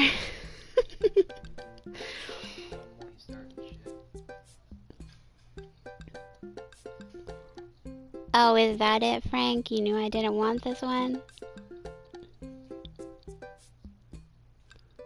No, he likes... Damn it, Frank!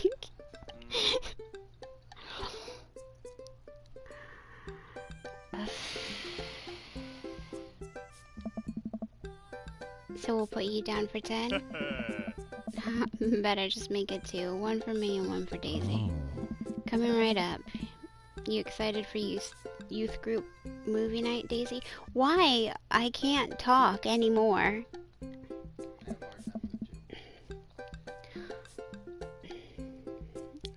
Yeah, what's the movie? It's a surprise. Joseph leans over to me.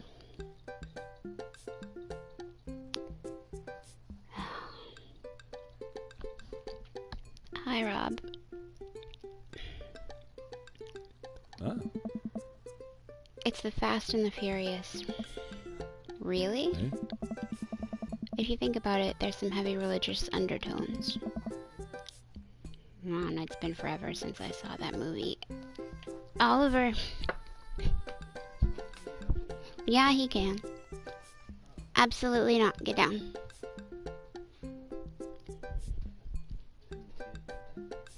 Yeah.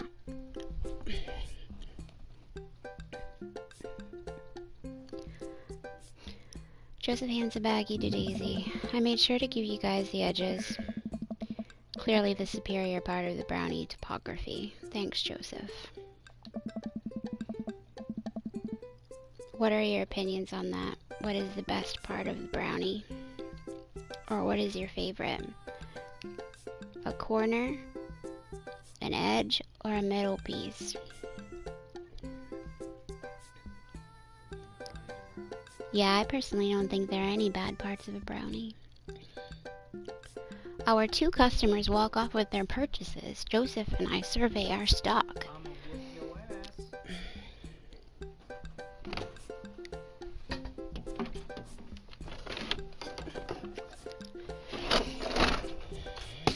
Damn it.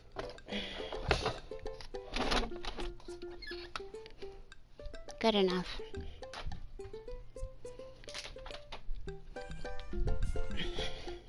Yeah.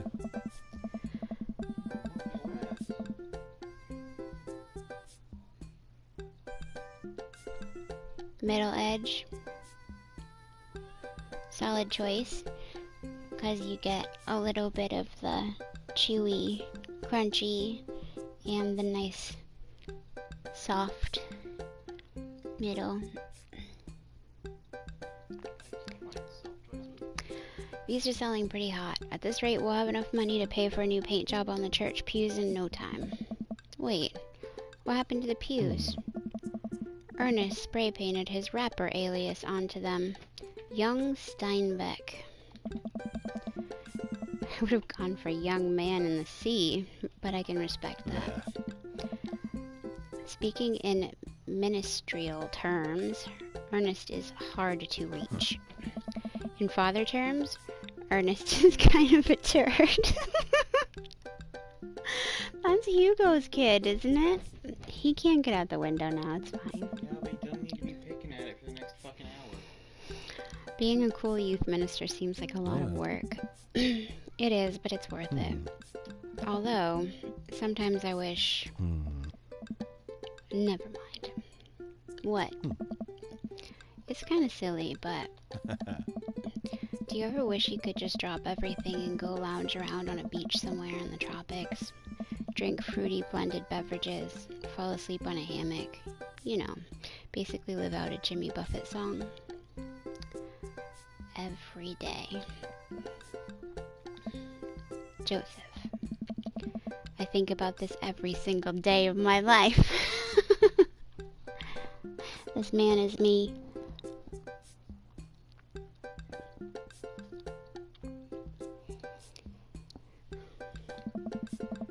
My dream is to live in Margaritaville.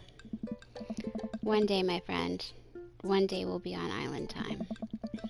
We make a couple more sales to some more church patrons. Everything seems to be going smoothly. Off in the distance, I spot my old buddy Craig.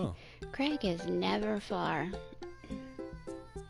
Craig made granola balls to bring to the poker game.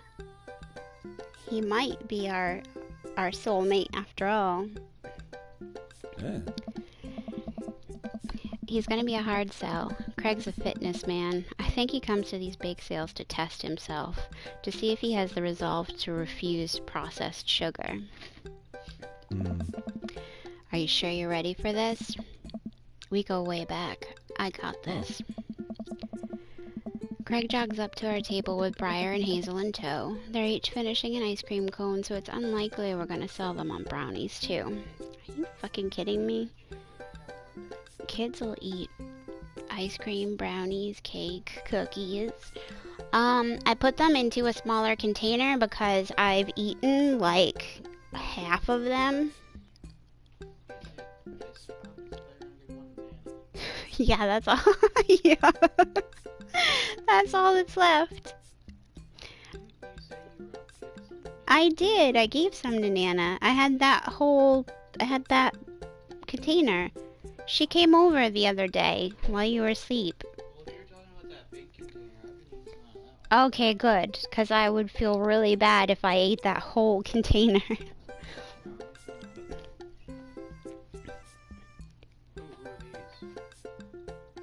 You found a gnome.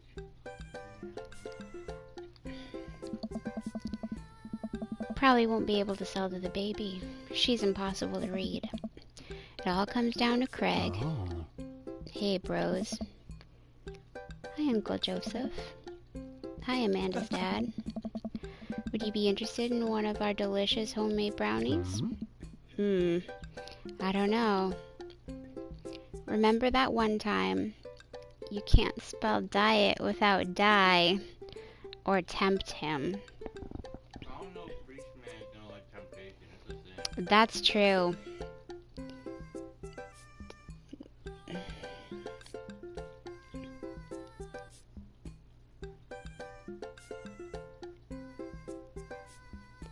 Okay. The middle one don't seem too hot, especially if kids around. Yeah, probably remembered that one time.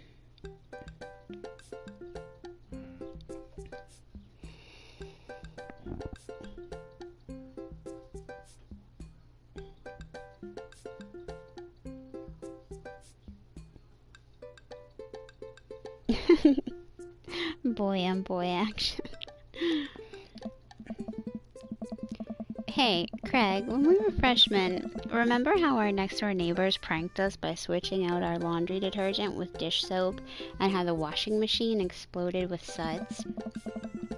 And then we decided to get back at them by baking brownies for them, but sprinkling high-intensity hot sauce into the mix, and then we watched them cry after eating it.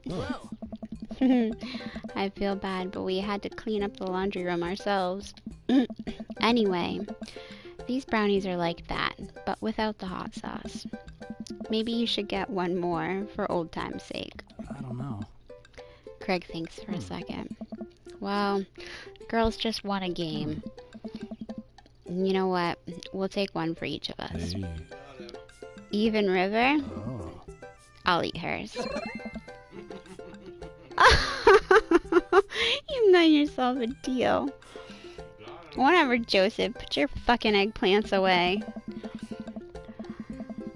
The day winds down and we're pretty much out of items to sell. Everyone starts packing up. Christy eventually comes back and immediately falls asleep in Joseph's folding chair. Box mix, huh? Mary saunters up to us. She looks like she'd rather be anywhere else than here. Oh. Oh, hi, honey. Yep, they're selling like hotcakes, which is... Actually, they're just brownies. Go home then, you bitch. Cute. Oh my god. And boring. And safe. Hey, Mary. Yeah, Mary's kind of a... No, I can't eat while I'm doing this. Mary's eyes dart over to me. What's the rookie doing here? I was just hoping to introduce Gustavo to the rest of the community. Uh-huh. You get a load of this freak show? What? Weird folk is all. Holier than thou types. Don't you think, Gustavo? Yeah. Mary. Let the kid answer the question. What was the question? They're kind of weird. They seem nice. Shove a brownie in your mouth so you can't talk. Mary is calling the... What would I call them? Patrons of the bake sale weird and holier than thou. Any other option than the middle one's gonna be wrong, you know? Yeah, I don't think Joseph will like me stuffing a brownie in my mouth. They seem nice. They all seem like they're really excited to help out the church. That's pretty cool, I guess. Mary, can we talk about this later? Oh, am I embarrassing you in front of your new friend? Joseph doesn't respond, trying his hardest to keep his cool. Can we please talk about this later? Sure thing, honey bear. Gosh, she's a bitch. She is a bitch. Mary turns her attention to me. Hand over the cash. Hey. Jesus, I'm not trying to rob you. I'm in charge of the funds here. I hand over the cash we've made. It feels like a hefty wad, if I may say so myself. Thanks. Now give me your wallet. What? Give me your wallet. You think this church is gonna fix itself? Mary. Hey. I'm kidding. Sorry. I'll work on the whole pretending to be happy thing. Mary leans in and whispers to me.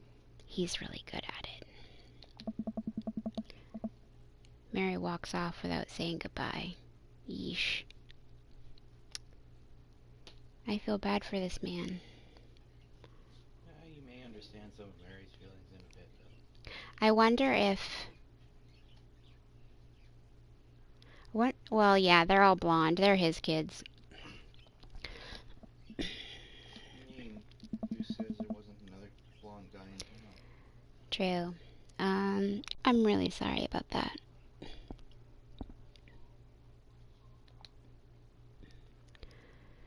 Are you okay? What's her deal? Brownies fix everything. I don't think the middle one's gonna be the right one. No.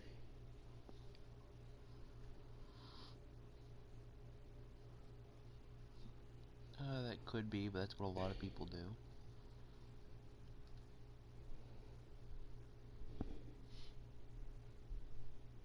Those are the words of someone who doesn't have kids. I mean, I don't either, but...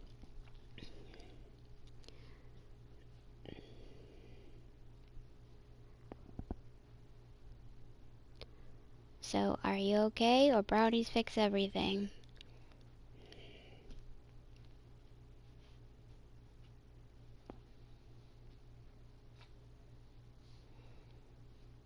I don't know if 3 or 1. Well, yes, we know that.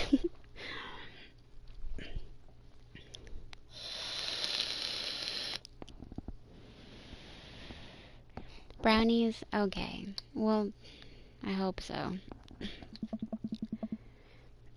This brownie will alleviate the situation. Oh.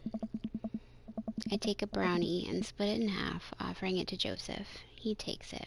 We eat. How's that feel?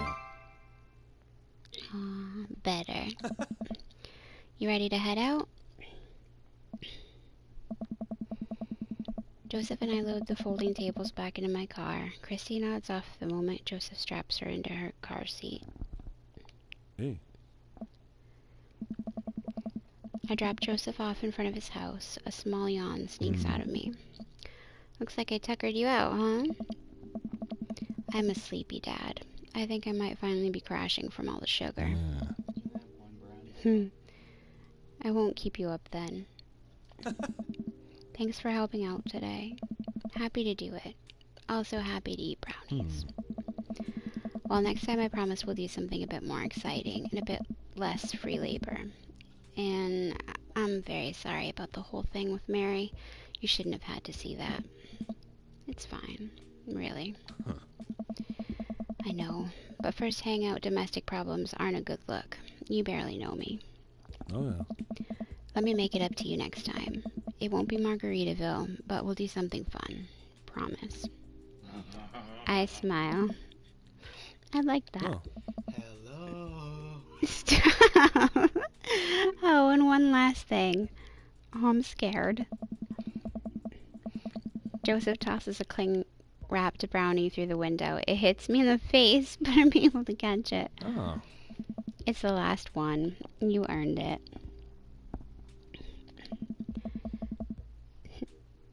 Joseph, please don't leave me alone with this brownie.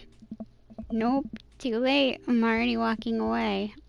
But, bye.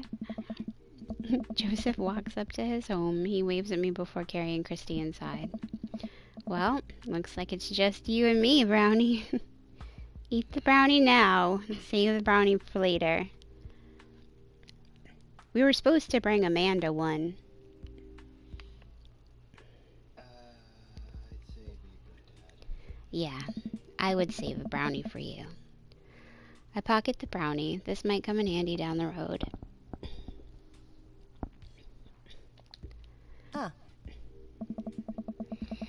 I step inside to find Amanda doing homework on the couch. Hey, Father Unit. Hi, child that I'm required by law to care for. How's homework? It's really fun and educational. Yeah, like all people. Really? How long have you known me for? Right. How was the bake sale? Good. I think I really could have made a good life for myself as a brownie salesman. Glad to hear it. So what? Were there any extra brownies? Or did you maybe sneak one? Or... I think for a moment and realize that I still have the brownie that Joseph gave me. This would probably do better in someone else's stomach than mine. Heads up. Wait! I hurl the brownie towards Amanda. It hits the wall behind her and falls on the ground. Nice throw. She scoops it up and smiles at me. Thanks, Pops. Hey, if you're not going to bed anytime soon, would you be game for some real shark hunters of Orange County? I thought the last hunter got eaten by a shark. He did. I sit down next to her and cozy up with a blanket. Awesome. That's how you be a good dad. Oh, I'm afraid.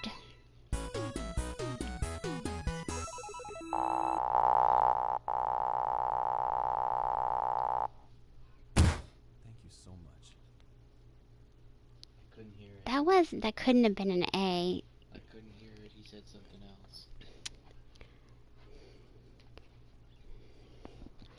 Did any of you catch what he said?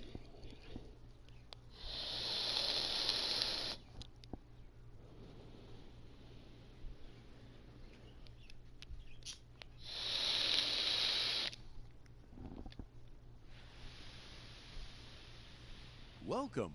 You've got dads. I have A message from Dad book. What if that was actually a thing? Gustavo, listen, this is you from the past. Whoa, how'd this happen? I figure you're trying to reply to this because I know myself, but this is an automated message from you earlier this morning when it was socially unacceptable to go out and buy ice cream. I forgot I did that. I forgot how I did that as well. The future is amazing. Listen, life is short and ice cream should always be acceptable, but unfortunately this isn't the society we live in. And it's less the society we live in and more me projecting my own anxiety about being judged onto others.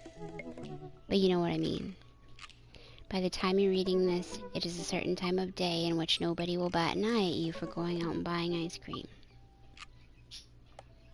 I've wanted ice cream all week. You and Isabel have to be like awake at the same time that I am. And before 8 o'clock. Because I want to go to Lone Oak and get ice cream. Not ice cream at the store. I mean, I'm probably gonna be up for quite a while now. They're closed. I know, but I'm saying in the morning. Oh, I don't know what time they open. Maybe. You know what to do. Be good, me. Buy that ice cream.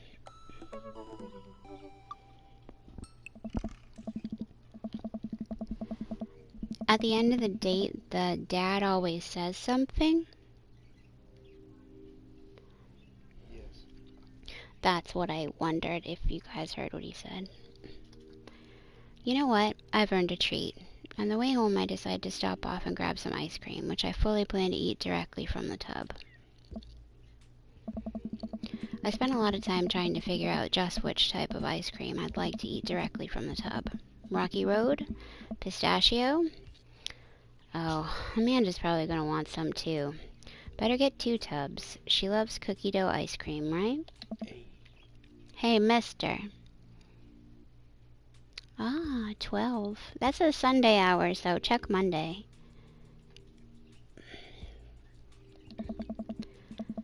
I turn around to see Ernest leaning up against the wall of the convenience store. Same time. Ernest? Okay. We'll have to see if we are all awake tomorrow at a time that is before 8 p.m. and after 12 p.m. You're cool, right? I'm cool. I'm so cool. No way. I can't believe you say I'm so cool. I'm cool, but I don't see what that has to do with anything. Well, if you're cool, you'll help me out, right? This little bugger wants me to buy him alcohol. Or cigarettes. To help you out? There's no fire involved, is there? Just clouds. Little bugger. Oh! So if I give you $20, will you buy me e-liquid? Ernest, what's e-liquid? It's like, Gatorade. You know, electrolyte liquid. I'd get it myself, but I'm banned from here for trying to run a grift on the cashier. A classic fiddle game. You know the deal. Oh, if you're talking about balanced electrolytes, then I got you, little buddy. And I didn't know you played the fiddle. Just ask the clerk for blue crayon Razapple Vortex. He'll know what it is. That sounds like something that Dee would vape. You know what all this is. I pick up a tub of pistachio ice cream for myself and a tub of cookie dough for Amanda. I search around for some blue crayon void starer, but can't seem to find any. I turn to the cashier. Say, where's your finest e-liquid? Why is the screen black? Behind the counter. You got an ID? First of all, my daughter's older than you. Second of all, I'm flattered. I switched shampoo recently. Is that taking some years off? Look, you need to be 21 to buy vape juice. Your hair doesn't look a day over 20. Surprising. Wait a minute. Are you just trying to butter me up to get me to buy more ice cream? Because it's working. I glance outside and spot Ernest staring at me. Double, wait a minute. So you're telling me that e-liquid is not a sports drink? It's for vaping. Ernest is watching us intently through the window. I better go give that kid a piece of my mind. I see. They couldn't animate that part? Okay, look. I'm gonna pretend that you didn't try to trick me into buying you the old Baphomet's cough syrup, and then go inside here to purchase my ice cream. I won't tell your dad if you promise to scram. Teacher dude? Here you go. Oh, teacher dude. And stop vaping. You'll get popcorn lung. Take a lesson. You do. What if I give you $25? Go home, Ernest. As I'm walking back inside, Ernest calls after me. You can get popcorn lung from microwave popcorn, you know. That's not how that works. I no longer trust this child, but the mere notion strikes fear into my heart. I go back inside to complete my purchase with the good cashier. Thank you, kind sir, for your time and generous hair compliments. You got it, bub.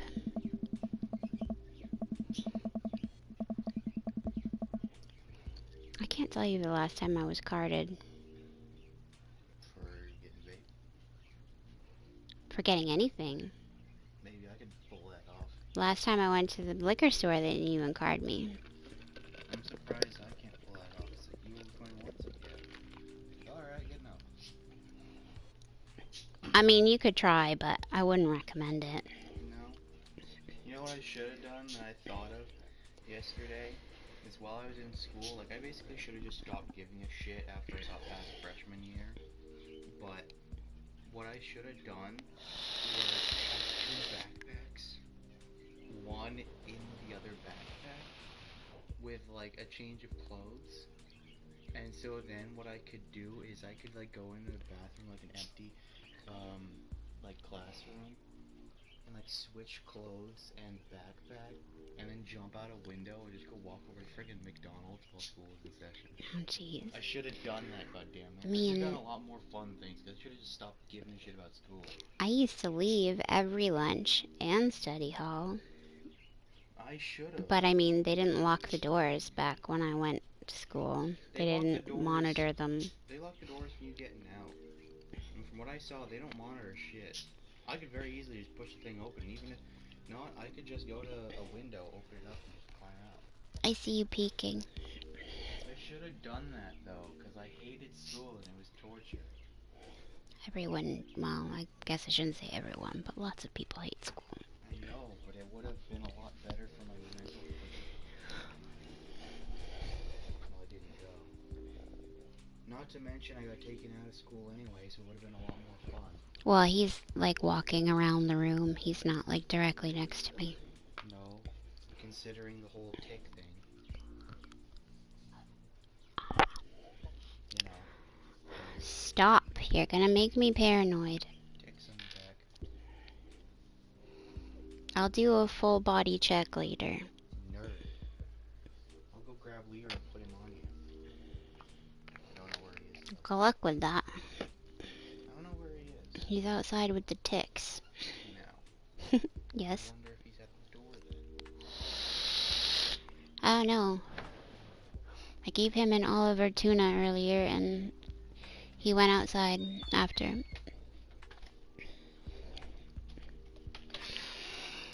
I glance out the window a while to see Ernest.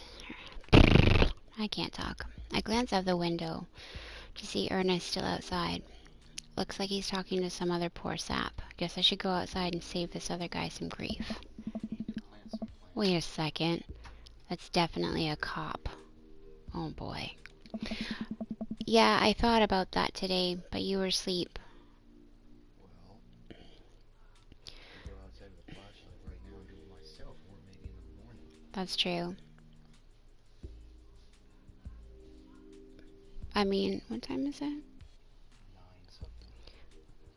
I've been on for a while. I'll probably quit after this because I won't have time to do another date.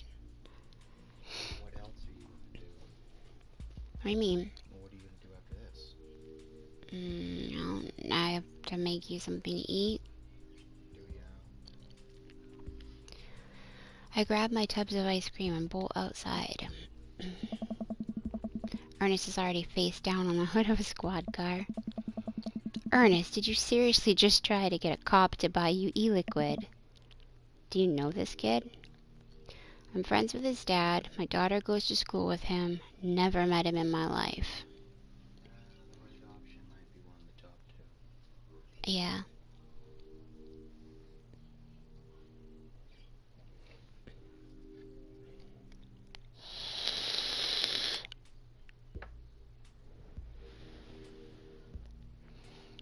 Yeah, I'd play Among Us again. Just hope that I'm not the imposter.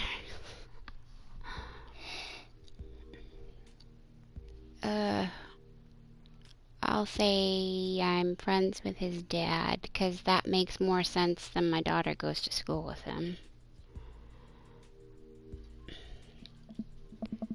Yeah, we live in the same cul-de-sac. I know his dad.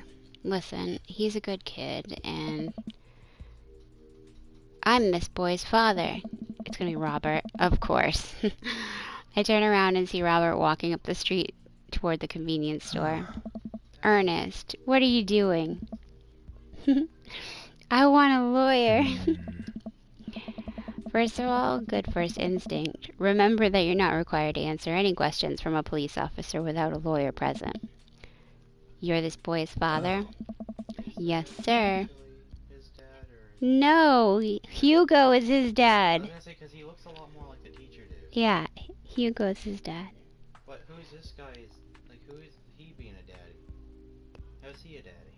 He has a kid. I know, but who's... I don't think you ever see him. Ah, that's unfortunate. I know he's a daddy. Yes, sir. Ernest likes to lash out at me like this ever since the accident. Oh, I don't like talking about it. That's fine. Robert gets a wistful twinkle in his eye. It all started 7 summers ago. My hair was long then. Nu metal was still in style. Ernest and I were down in the Florida swampland, scavenging for... Sir, I can leave you to take it from here. Sounds good. Thanks, officer. Damn, this guy's good. He knows how to bullshit just about anyone. Ernest, come along now. You'll be cleaning grout from the rain gutter for a week, thanks to this transgression. The police officer gets in his car and drives off. I'm stunned by how cool Robert was just there. I feel like he's got some experience with this. Thanks. I want to say... Richard? Close. Ouch. Don't mention it, Hemingway. Got in trouble plenty of times in my life. Just trying to do my good deed for the day. Will you buy me e-liquid if I give you $20? Child, I will end you. Hey, Gustavo, will you walk Ernest home with me? Sure. Ernest runs ahead, presumably so he won't be seen with us, which is a thing I think kids do. He reminds me a lot of myself when I was his age. Well, maybe I wasn't as dumb. Seems like he tortures his dad. Seems like he tortures just about everybody. He even stole your wallet. What? No, he... I pat my back pocket. I pat the rest of my pockets. He stole my wallet. Why are you doing this to yourself? What? Oh, he got it, didn't he? Robert points at my tubs of ice cream. That'd be funny if Robert stole it. One of them's for Amanda. I have no qualms with the quantity of ice cream you've purchased. It's a perfectly respectable amount of ice cream. It's the quality I'm talking about. You work hard, Gustavo. You're a good dad. Don't you think you deserve top shelf ice cream? But these are on sale. If If you're gonna treat yourself, go big or go home. Real vanilla bean, real pistachio. You deserve it. Any right?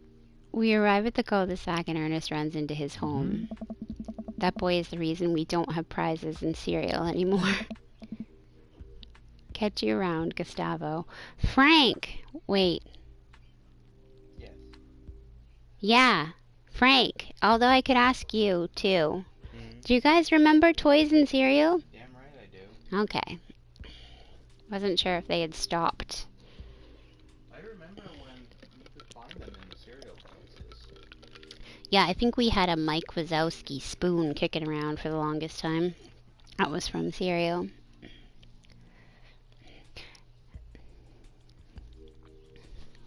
I miss toys and cereal. They took them out because of all the dumb kids eating them. Robert tosses me my wallet. Is that true? Did they take them out because kids eat them? I wouldn't be surprised. Dumb kids lived. Robert tosses me my wallet. I catch it with a surprised look on my face. I stole it back. Keep it in your front pocket or use a chain like back in your ska days. Smell you later. See you, Robert.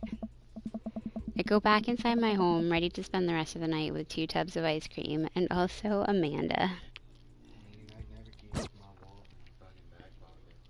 Never keep anything in my back pocket. It's fucking useless. Welcome. You've got dads.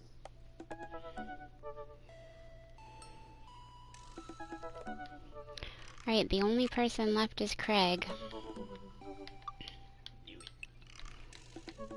I don't know if I have enough time to get through another full date. I don't think so. Save and then end.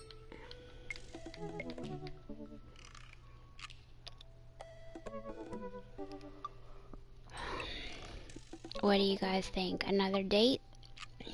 Or no? Maybe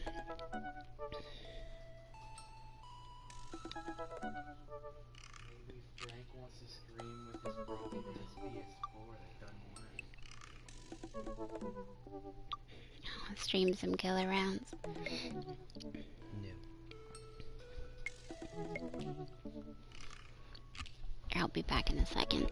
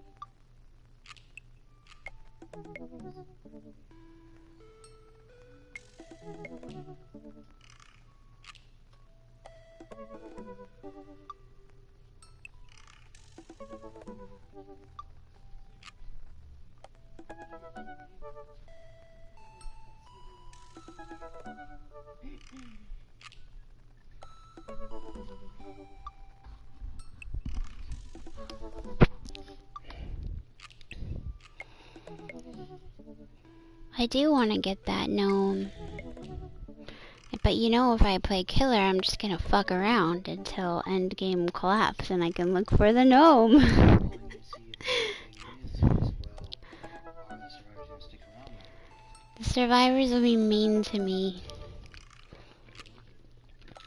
But I don't think anyone's meaner than Frank.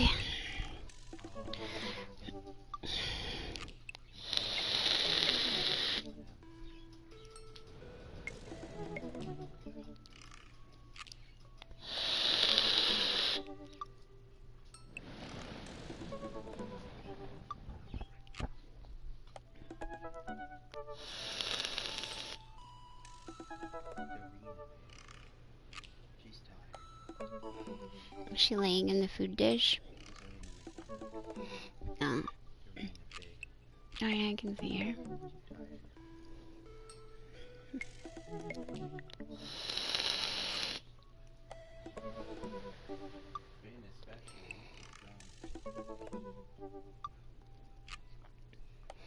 It is a gift, Frank.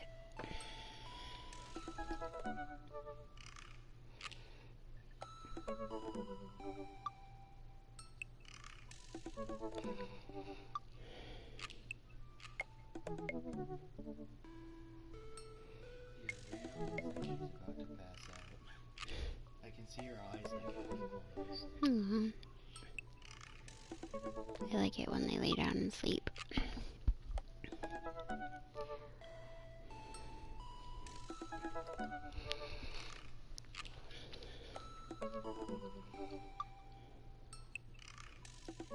I don't know if it will.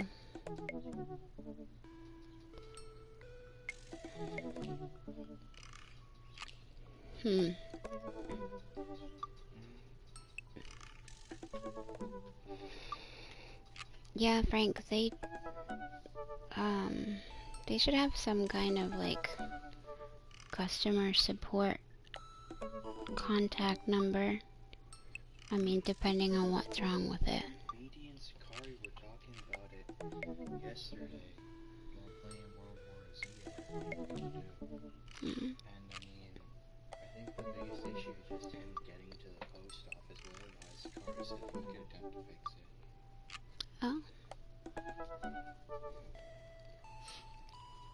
And honestly, I'm surprised Sakari in the stream. The thing is, he may not even know about it.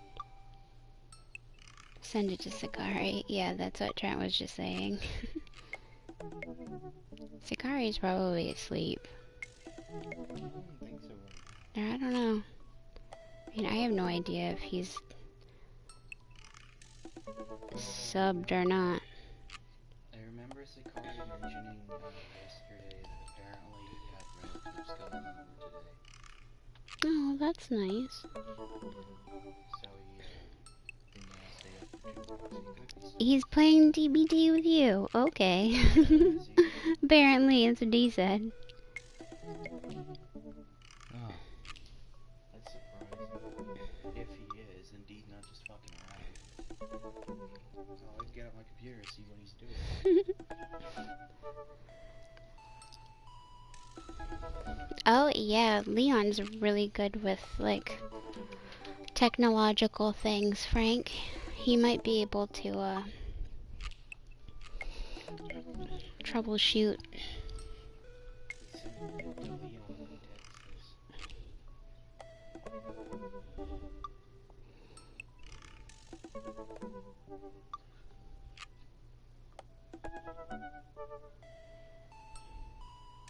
Just says Sakari's online.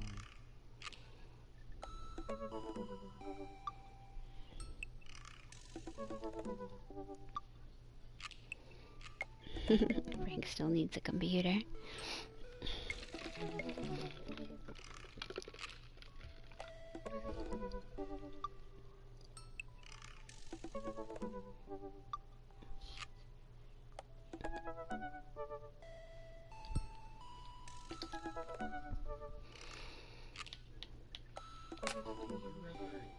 Do something to pass time, hoping that someone will just leave somewhere that you're trying to get into, or do something that someone else is doing you can do.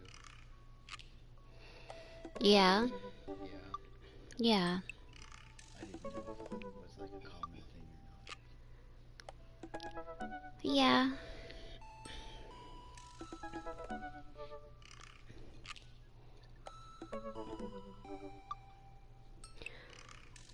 Alright, I'll read about Craig and maybe we'll message him.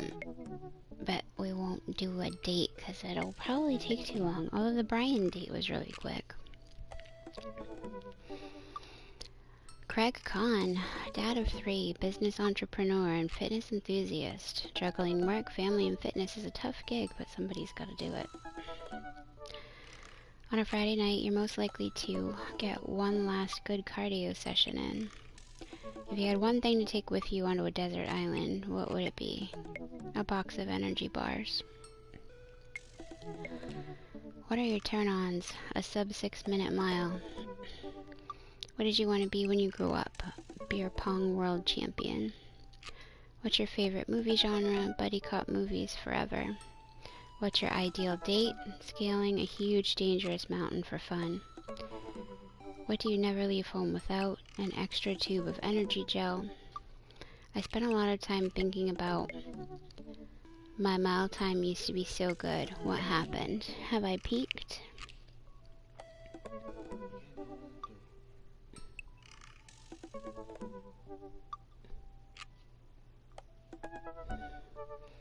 I think everything's expensive right now. Well, that's what disease does to you.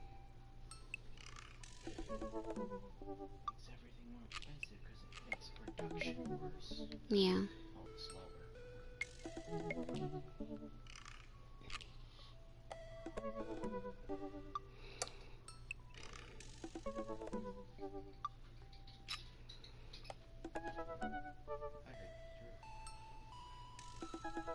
They're good tips.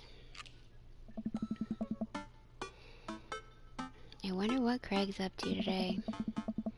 I navigate to Craig's dad book page and type out a message. Probably busting his rocks after a fucking wild. Hey bro, or should I say neighbor, let's catch up like old times. A couple moments pass before I hear a ding on the computer. It's a message from Craig. That was quick. Bro, my man, let's definitely hang soon. Might be a little different from our old weekend-long benders, but it will still be fun. I think for a moment, this could be a fun opportunity to see my old buddy in his new element. We exchange a couple more messages and he logs off to prep for the game. I should see if Amanda wants to join me. Oh, the girls, probably. Oh, they soccer? I can't remember if it's that or baseball. I walk over to Amanda's room and knock on the door. Yo, Amanda Panda. Look at the baby. Stop! I open the door and find Amanda sitting cross-legged on the floor, surrounded by magazines and newspaper clippings. She seems to be making some sort of art piece. Like newspapers, like they do with those classic criminal things. What you where it's, working they on? Make a message from all the cutout newspaper and magazine things like ransom us $1 Yeah. million. A ransom note.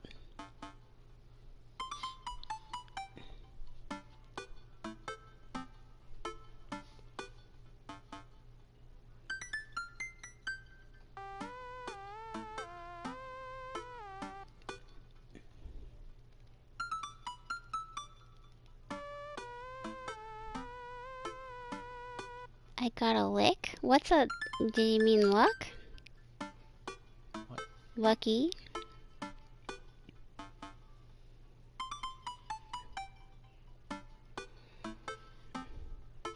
Probably means that you got like you got a real good deal or something. Yeah, well, he told me what to get.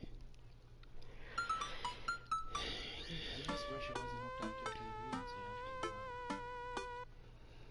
need to get a wireless keyboard. I mean, I'm more talking like there's a delay on the TV more than there would be on. Oh. Lick, good deal. Oh, okay. I told ya. Is that something they say in Texas? It's something Mexican Texans say. Mexican Texan. Oh, there was something I was supposed to ask Leon. How big is your churro? I don't remember what it was, though. How big is your churro? And I was supposed to... Isabel wanted me to ask Rob if he ever dyed his hair. Has Leon? Yeah, I think Leon has dyed his hair. He was talking about doing it at one point. Lick, rob someone. Well, yeah, if somebody's gonna... Well, I'm not even gonna say that out loud. But yes, it means to beat someone up, or... It means to beat something up. Beat something up with tongue. Stop! Either way, it's fine. Both I sides will quit. take it. Or if you like doing something else, go for a different job. It's just a collage for class. We're supposed to make a piece that represents our goals for the future. I take a closer look at her collage. That's a lot of dogs. It's mostly dogs, yeah. Did you need something? Greg invited us to a softball game. Wanna go? Remember that one time you signed me up for softball and you bought me all the gear, and then you took me to the first game, and then someone hit a ball toward me and I just ran off of the field crying? And then you hid in the dugout and would scream if I tried to pick you up? Yes. I was afraid of baseballs. I thought you were a gigantic sentient softball. So does that mean you don't want to go? Amanda gets up and looks me dead in the eye, determined. Dad. I'm finally ready to face my fears head on. Let's do this.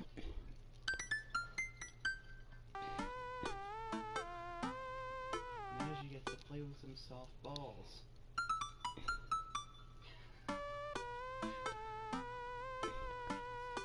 Half gray anyway. Yeah, mine too. But I'm still dyeing it.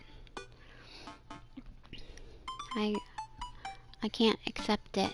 Or actually, I would be fine with it if like all of my hair would go at once. Or it would go like all the way down to the ends of my hair. I just can't stand it when it grows out, and so like the top of it's gray. The middle of it's another color.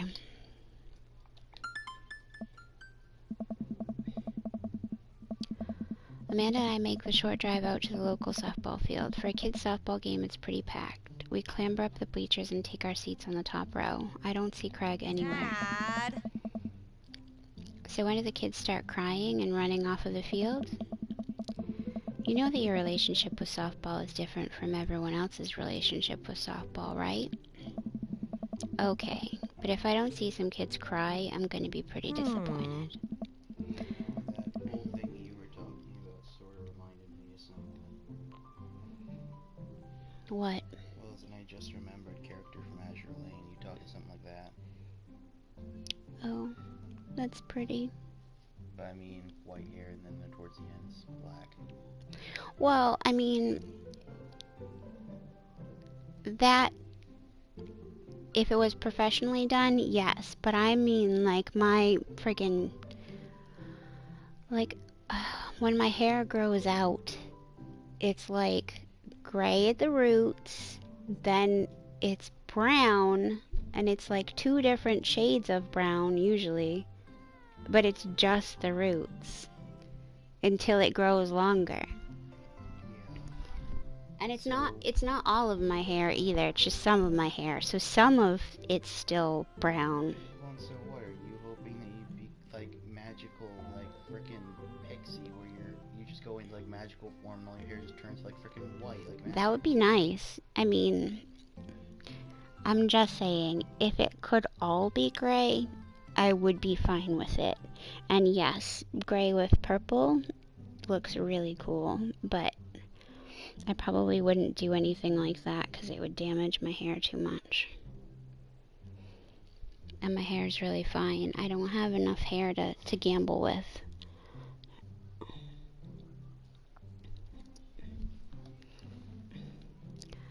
For nostalgia purposes, of course, not because I take joy out of children fighting for my amusement. Definitely not that. The game starts and the kids run out onto the field. I see Craig by the dugout with a clipboard. He has River strapped to his chest, as per usual. There's a guy in a pancake costume doing jumping jacks across the field. I guess that's the mascot. Reading the kids' brightly colored jerseys, I see that it's the Maple Bay Flapjacks against the Pinewood Ocelots. Go Flapjacks. Oh, man. Choke up on the bat, Miranda. Yeah, Miranda, square up. Is he telling his daughter to choke up on a bat with some softballs? I don't know. Oh no. What kind of game is this? What? How much do you know about softball?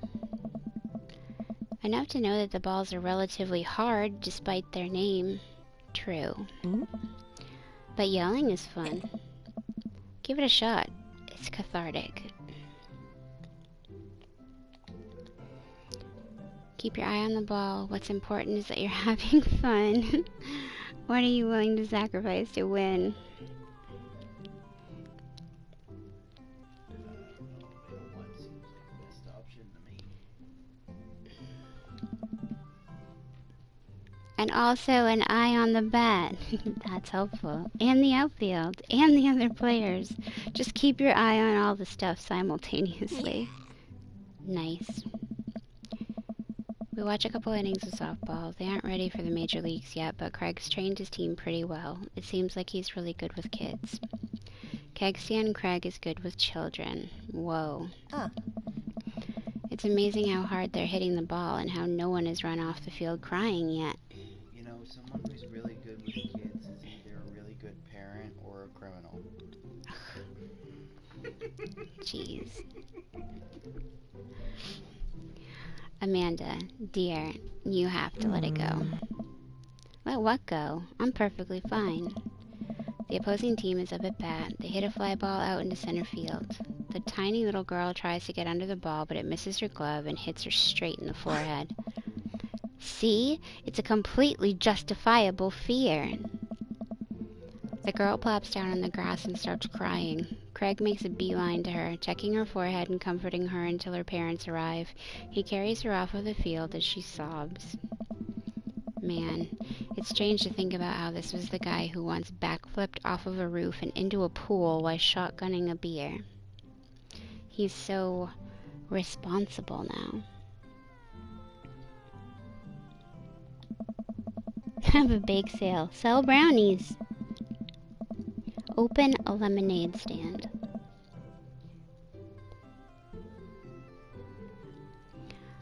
The game resumes after the girl calms down a bit and we watch a couple more innings. Craig's team is crushing the other team in the 9th inning. The Ocelots seem to have given up by this point. I see one outfielder eating fistfuls of grass. A batter on the other team knocks a foul ball into the stands. I follow the trajectory and... oh no, it's coming right for me. Oh no, oh no, oh no, oh no. I close my eyes and brace for impact.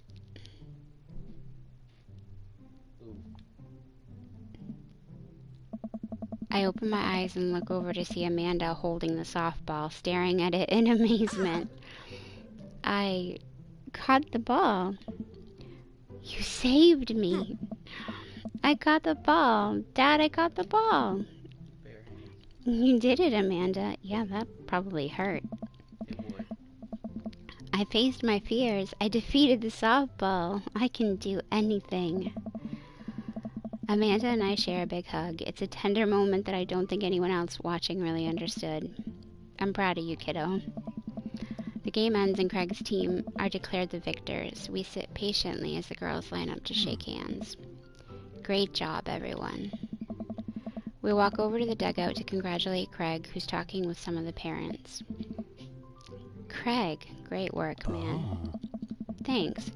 We've been working hard all season, and it's great to see it paying off. I'm so proud of all my girls. Speaking of which, have you met Briar and Hazel? Briar. Isn't that a name? I think it's pretty. I've never heard of someone named Briar. Hello. Hey. Killer playing out there. Sleeping Beauty's name was Briar Rose.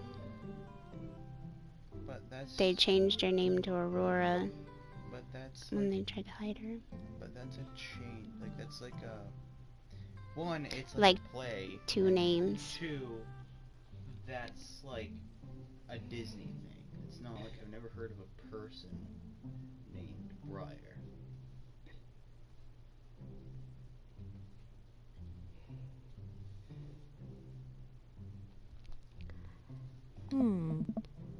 Yeah, you guys rule. Thank you. You guys are twins, huh? So which one of you is the evil one? Hazel. Yeah, it's me. Good looking out. Do you guys ever pretend to be each other? I don't have a twin, but I think if I did, I'd be doing that constantly. I've seen that done. Yeah, I take all of her math tests. And I usually throw rocks at stuff, and when people get mad, I tell them I'm Briar. What? We will talk about this later. Gustavo, bro, I just got a couple more things to clean up, and then we can hang. Sounds good. Just then one of the moms jumps into the conversation. Not so fast. We have to celebrate our win, Craig. I'm taking the whole team to get pizza. Oh, I don't know if I can. Nonsense. The girls won. What sort of celebration could we have without our fearless leader?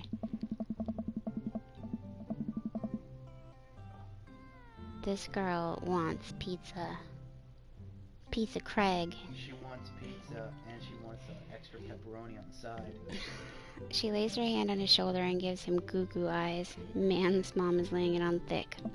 She wants a pig. Amanda and I share a look. Alright. Is it cool if my bro comes along? The mom looks slightly put out, but covers it up with a smile. Of course. Where are we going? Thirsty's Pizza? What? What? It's a real place. Yeah, there it is. What a play. Cute.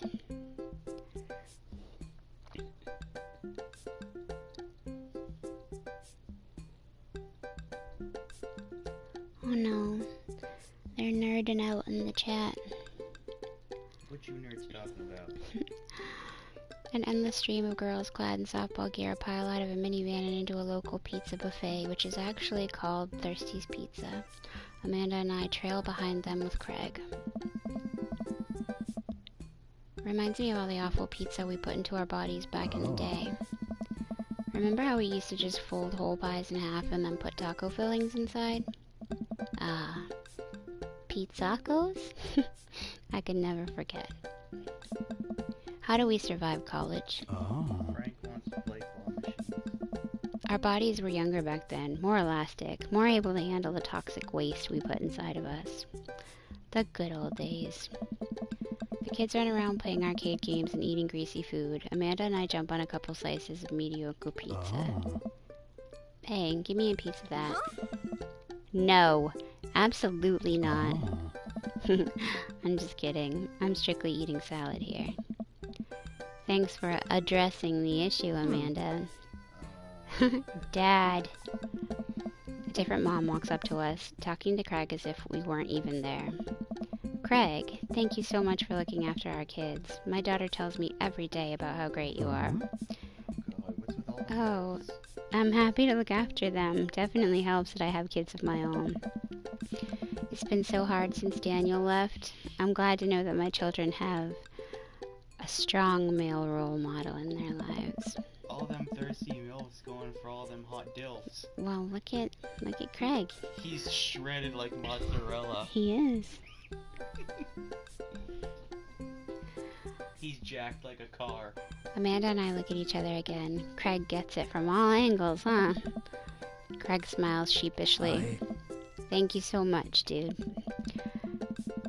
Craig holds his fist up for a fist bump from the mom, in what I think is a maneuver to lighten the conversation. He looks super uncomfortable. I should throw him a bone here. Create a diversion, tag team with Amanda, smoke screen Martha. I don't know what any of these are gonna do. Yeah, I don't either, except create a diversion. We'll create a diversion. I pull out the first thing that comes to mind. Better not. Not in a kid's restaurant. Who watched Long Haul Paranormal Ice Road Ghost Truckers last night? What? Callum and Flint Dogbone visited a truck stop that was also a cemetery and led an exorcism of a ghost that was haunting the hot dog grill. I nudge Amanda for support. There was also a demon haunting one of the bathroom stalls, and it kept throwing poop on the wall. Pretty scary stuff. Actually, now that I think about it, there's a good chance that there's a non-paranormal explanation for that. But still, quality television. I haven't seen that. I haven't seen that either. Wow, we have so much in common. Damn. She turns her back on me to talk to Craig. Well, that didn't work. So I'm taking Hazel and Briar tonight for the sleepover? Yep, they're pretty excited about it. You'll keep them out of trouble, right? Oh, of course. But I could always use help watching after everyone tonight if you're not doing anything. Wow, this lady is really going for the gold. Huh. It'll actually be nice to have a night to myself and River, but thanks for the invite. Martha, you might want to grab your child. She's stuffing pizza into a coin slot. Martha angrily turns her attention towards her daughter. Tiffany, not another arcade machine. I swear if we have to buy it. Martha storms off towards her kid. She seems nice. Oh. Yeah, the team is one big weird family. Takes all sorts, right? I know, I don't know if any of you are paying attention, so I have to do what I gotta do. Tiffany, don't eat the tokens. I don't know what tag team with Amanda meant, though. I mean, she Or a might, smoke screen. she might have some ideas. True. Tiffany's a stellar hitter. Phew, I finally think I have time to talk to Craig now. Man, you're a busy guy, huh? Only on days like today, I hope. Dad! Hey, girls. Craig's a dad. Dad, can you help us beat our record on DDR? We told Oriana's dad that you could destroy him on the dance mat. Please help. I don't know. Girls, you know I don't have my jukes anymore. But Dad... Craig looks at me like a hurt puppy. Sorry, dudes. Duty calls. I promise we'll catch up in a bit. It's all good, buddy. Craig runs off with his daughters, and I'm left alone with mine. Man, I was really hoping to hang out with Craig more today, but it seems like he's getting dragged in every direction. It definitely wasn't like this in college. I feel like we might be a third wheel here. There's worse places than an arcade to be left to your own devices. You're right. Want to drop some coin on pinball?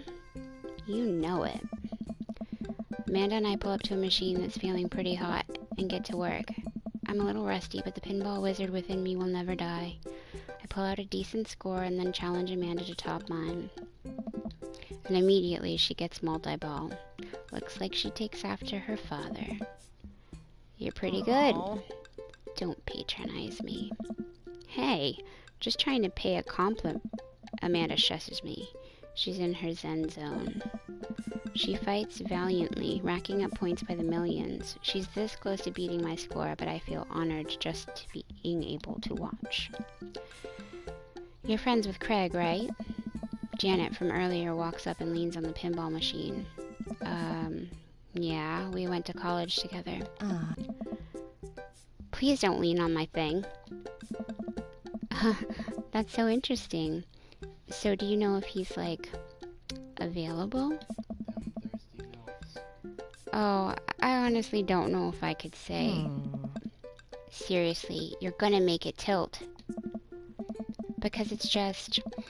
It seems like so much work to watch after his kids. Don't you think it would be great if he... Lady, I swear to God.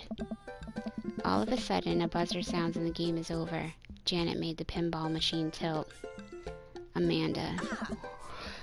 You stone harpy. What? I said I have to go over there now and put pizza in my mouth so I don't say anything that will hurt your feelings. Amanda. What's going on? Now it's our chance. If we don't get out of here now, we're stuck for the rest of the night. I wrangle Amanda and say some quick goodbyes with Craig. We head out of the pizza place, finally. Amanda promises that she'll keep the couch warm for me and heads home.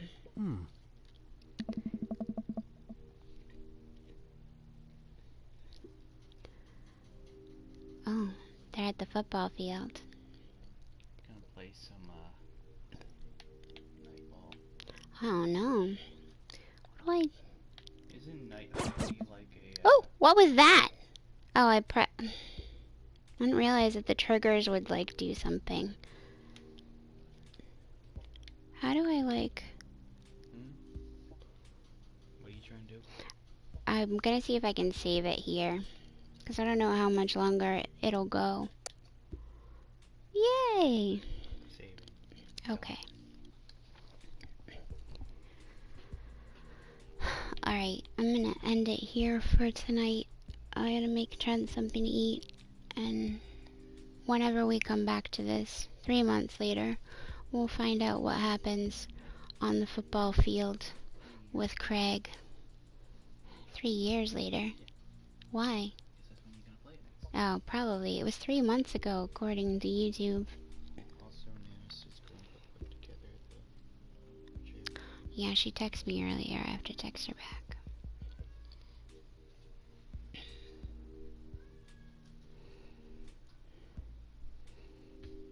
Alright.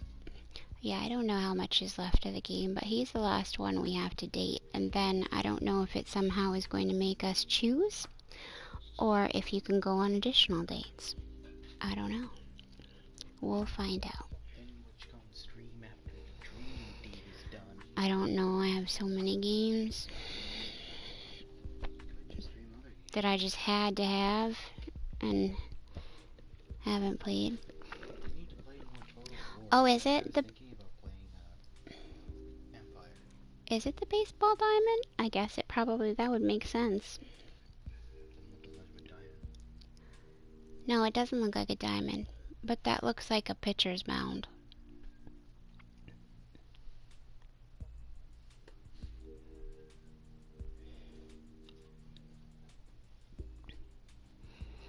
Frank, I don't do the sports. I don't know about the sports. Don't do the splorts. You know, the EverQuest necromancer spell. Splort. I don't know. I Yeah. know that the round white ones are baseballs. The, like, oval brown ones are footballs. The big orange ones are basketballs. What are the little... The black and white ones are soccer balls. What are the little black ones that look like flat cylinders? Those are pucks. Yeah, there you go. How about the round green ones? A small round green. Tennis. Tennis balls. How about the little white ones? Ping pong. There you go. I know my balls. That was disgusting. No, that.